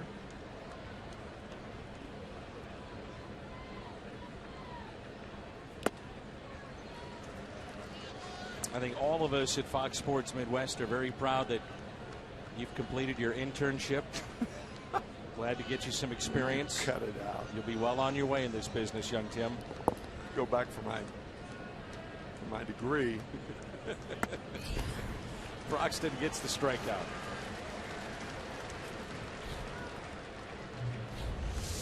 Plaza Tires Fox Tracks. Strikeout for Jonathan Broxton. Any forms I need to sign, young man? Or is there anything I need to do here for you as we send you out into the real world? Tell my future employees that future employers that I was always on time. I tried to smile. I tried to do my homework. Thank you for your help. We're very proud of you. Thank you.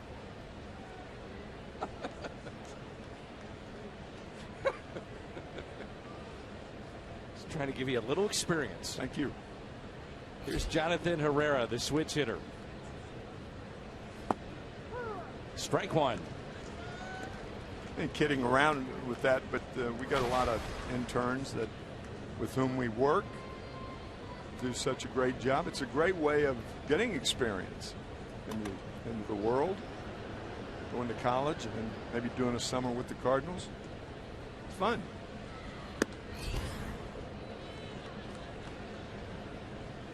One and one on Herrera. On a serious note, I would like to thank all the men and women on the crew and the truck. Done such a good job in making us look as good as they can. Tough job. Yes, it is. It's pulled foul.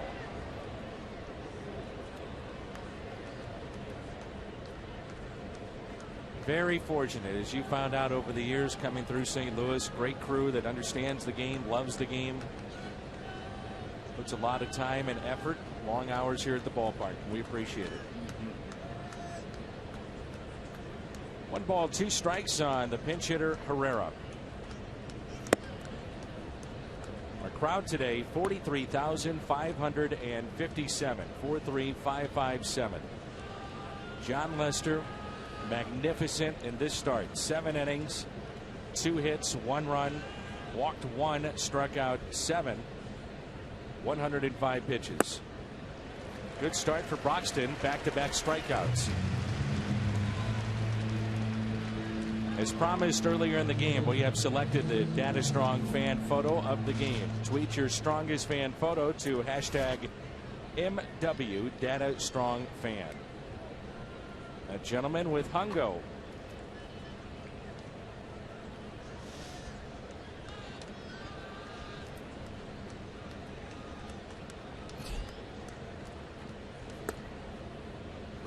That pitch taken just a bit low by Addison Russell.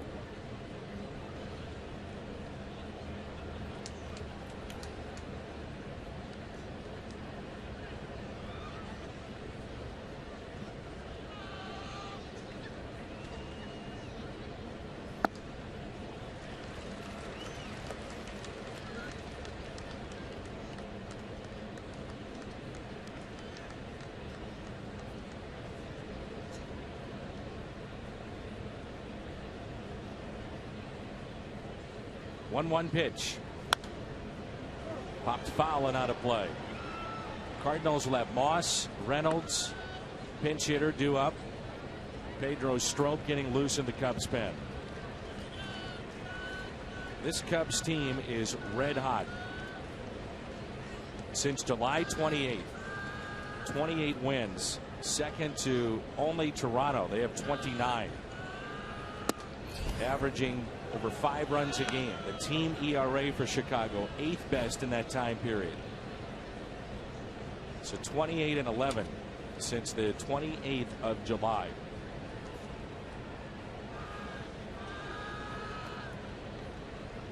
The 2-2 pitch. Pulled foul.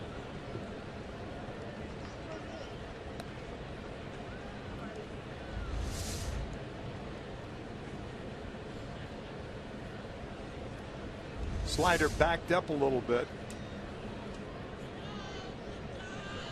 Not that diving action, but Jonathan does appear to have very good stuff this afternoon.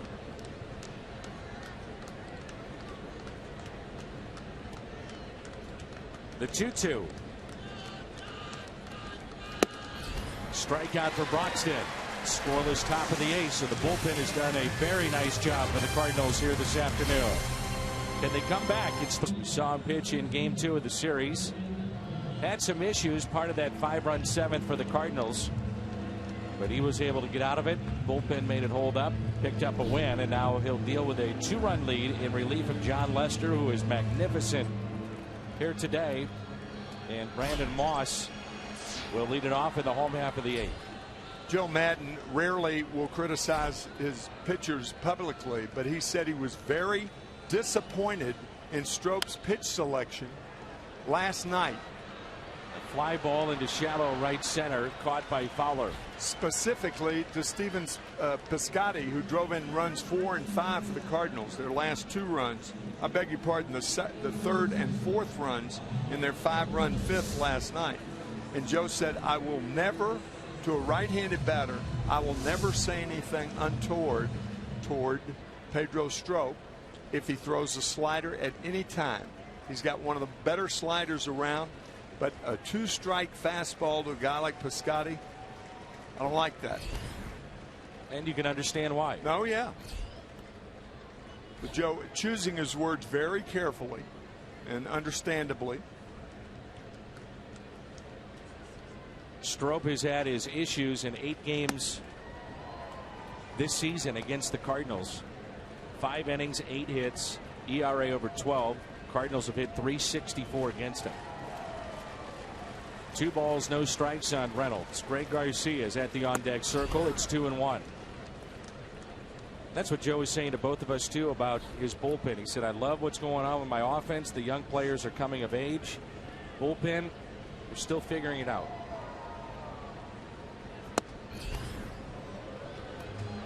Of course, Strop with 4 straight fastballs to Reynolds because he's fallen behind. Mark will get another fastball here. He said, but with the count 0-2, 1-2, when you're ahead in the count, throw the slider.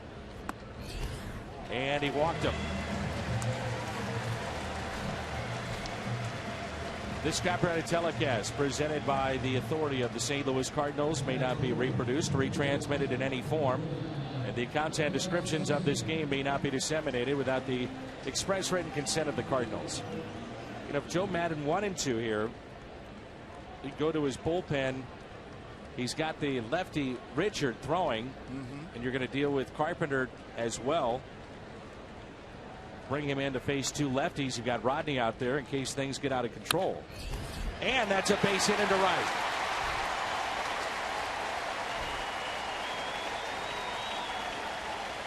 Ray Garcia, what a job he's done.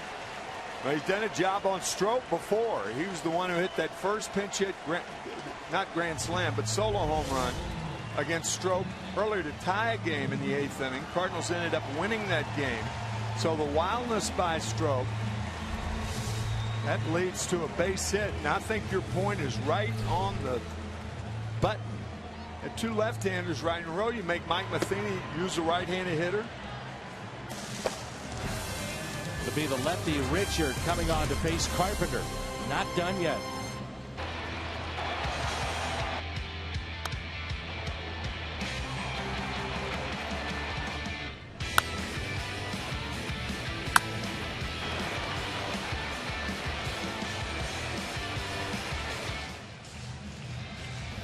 3-1 Chicago. 2 runners on for St. Louis. Matt Carpenter will be the hitter against Clayton Richard. Danny faced Richard in last night's game, popped out to third base, couldn't get around on a fastball. Richard threw one pitch to retire Matt Carpenter. One of the more important at-bats of the season for any Cardinal. Pete Kozma will pinch run for Mark Reynolds, so his day is through. They're drawing the walk. Base hit by Greg Garcia. So pretty good speed out there. Carpenter 3 for 9 with a home run and double against Richard in his career. By the way, that was Garcia's 8th pinch hit, limited time. That leads the team. Wow. Making a case to be on the postseason roster. 2 on, 1 out. Strike 1 to Carpenter. He struck out twice. He is also tripled.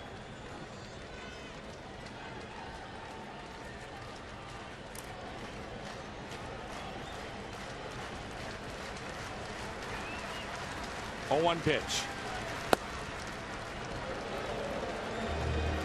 Richard keeps throwing that ball away from Carpenter and not coming in on him. Matt can shoot that ball down the left field line. He's very good at doing that, particularly against left-handed pitching.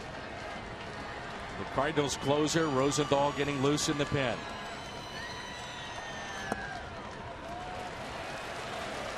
This becomes a big pitch in this game on 2-1.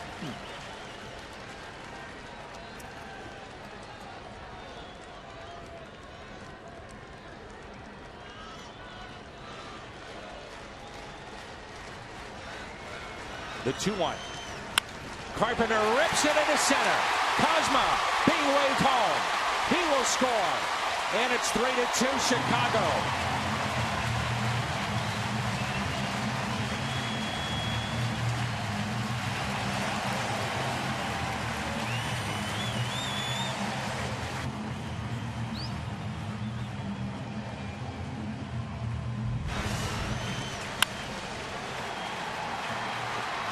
Pete Kozma scoring as the pinch runner.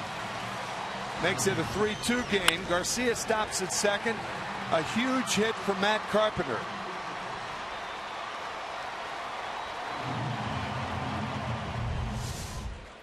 Fernando Rodney was outstanding last night in the 8th inning. Really good changeup that we saw, and he was on. He was right.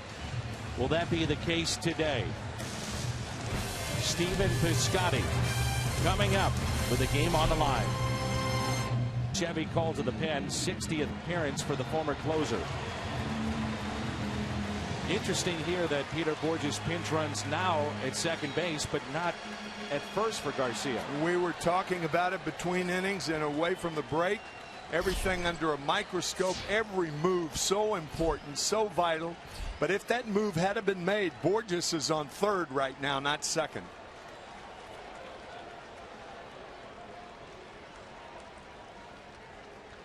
First and second, 1 out. Piscotty at the plate. A drive. Right center. This ball is down. Off the wall. 1 run will score. Here comes another. Piscotty, the rookie, delivers. St. Louis on top here in the 8th.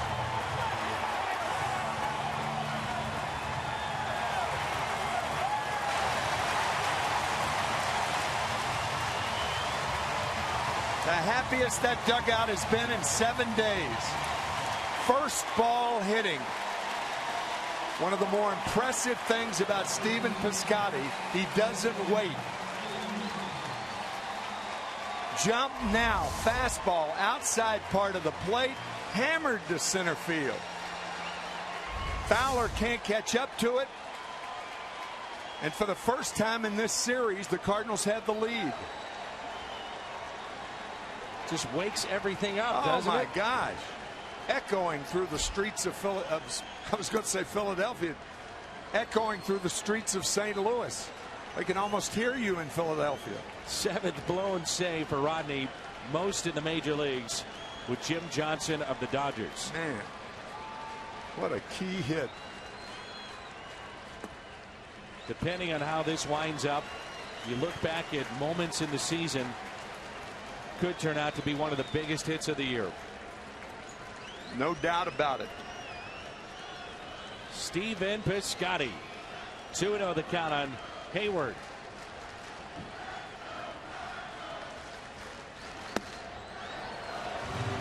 I mean, you look at the topsy-turvy of the innings. You talked about Borges in the top of the 8th inning.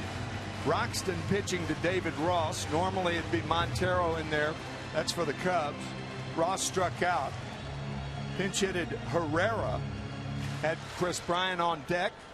Herrera struck out. And then Addison Russell struck out. 3-0. And he walked him. The moves of a major league manager in these types of games in September for 2 contenders. Magnified. Oh my gosh.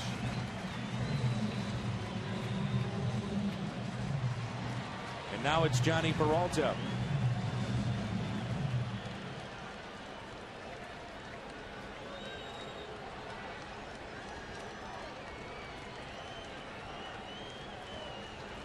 First and second.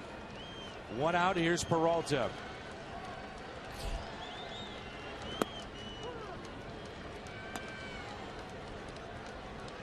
Over a month since his last home run. 1 for 22 against Fernando Rodney.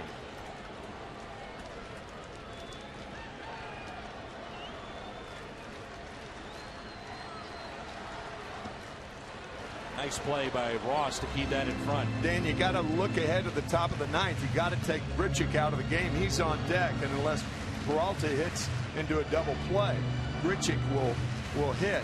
Perfect spot for Matheny to put the pitcher in Grichuk's spot and then leave Borges in the game.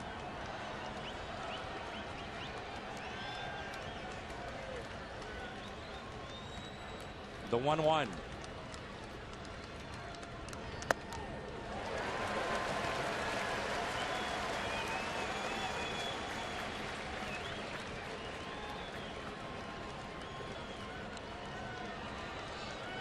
That would be the first time that I can remember where Grichuk would have been taken out for defense Most in his career. Because usually he's the guy replacing somebody defensively. But because of his inability to throw, you got to get him out of there. Peralta reaching for it, and a fly ball into right. Piscotty stays at the bag at second. 2 outs. And here is Randall Grichuk.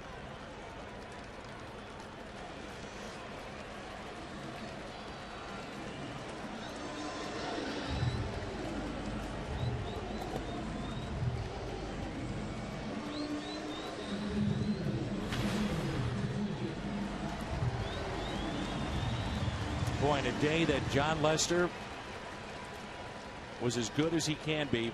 Dominated. Takes a no decision. It goes back to what we were talking about earlier. Do you press the issue with John Lester? 105 pitches. I'll be honest, I'm surprised he's out. Just because the importance of the game and that there weren't innings that were high leverage. I mean, these are 1, 2, 3 innings throughout the afternoon. But, you know, we're like spitting in the wind. In this day and age, it does not happen. The new mortal sin in baseball, allowing a pitcher to go past 105 pitches. It's ridiculous, but that's the way it is.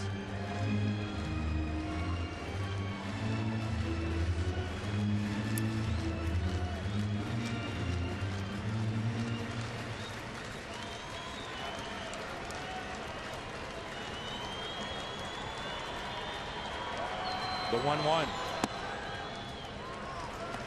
It's a big run out there at second base. Piscotty, your runner. Hayward, the runner at first base. 2-1 the count.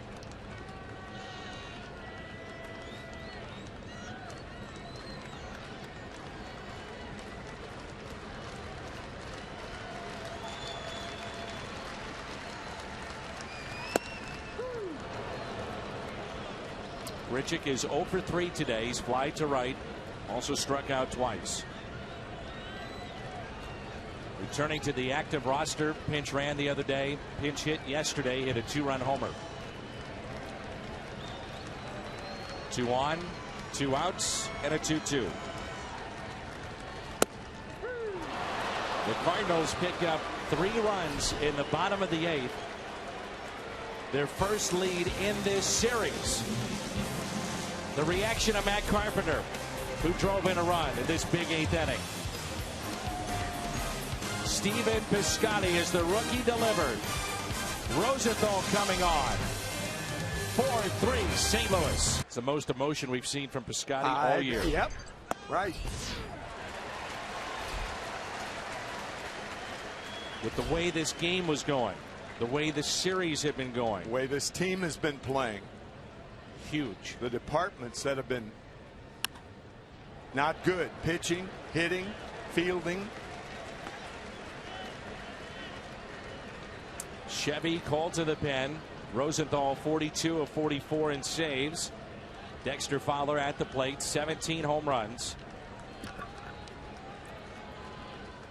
And the 0-2. Got him with a strikeout at 97. The changes for the Cardinals. Rosenthal, your pitcher. Borges stays in the game at center. Cosma is at second base, stays in the game. Carpenter shifting to third. Good fastball from Rosenthal. Trevor, his last 10 games against the Cubs, 10 2/3, a 0 ERA, 9 for 9 in save opportunities.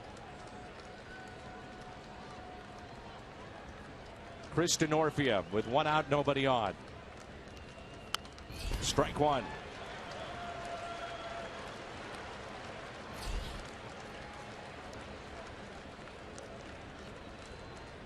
If Rosenthal can pick up the save, he'd be tied with Mark Melancon atop the National League save leaderboard with 43. That pitch at 99. 1 ball, 1 strike. We saw him Saturday in talking with Mike Matheny, trying to be 29 pitches to pick up the save. Talked about throwing to his pull side. He was just pulling everything towards the glove side and really pulling off the plate. That was a changeup right there. So in essence, mechanically, just a slight tick off. 2-1.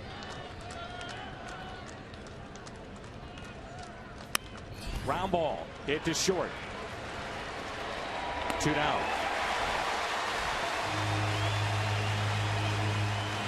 Let's turn to our Budweiser player of the game.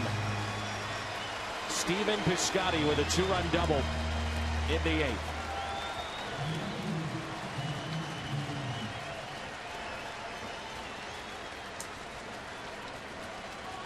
You think about the importance of this game. Chicago, if they win, they're 5.5 back. Instead, 7.5 with 23 to go. Big difference. Pirates playing tonight in Cincinnati. Austin Jackson at the plate.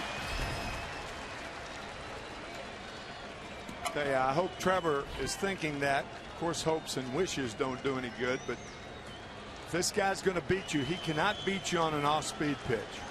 Got to be that 98-mile-an-hour fastball. Ground ball to second base. A dramatic win for the St. Louis Cardinals. St. Louis with 88 wins. The Cubs now 7.5 back of the Cardinals.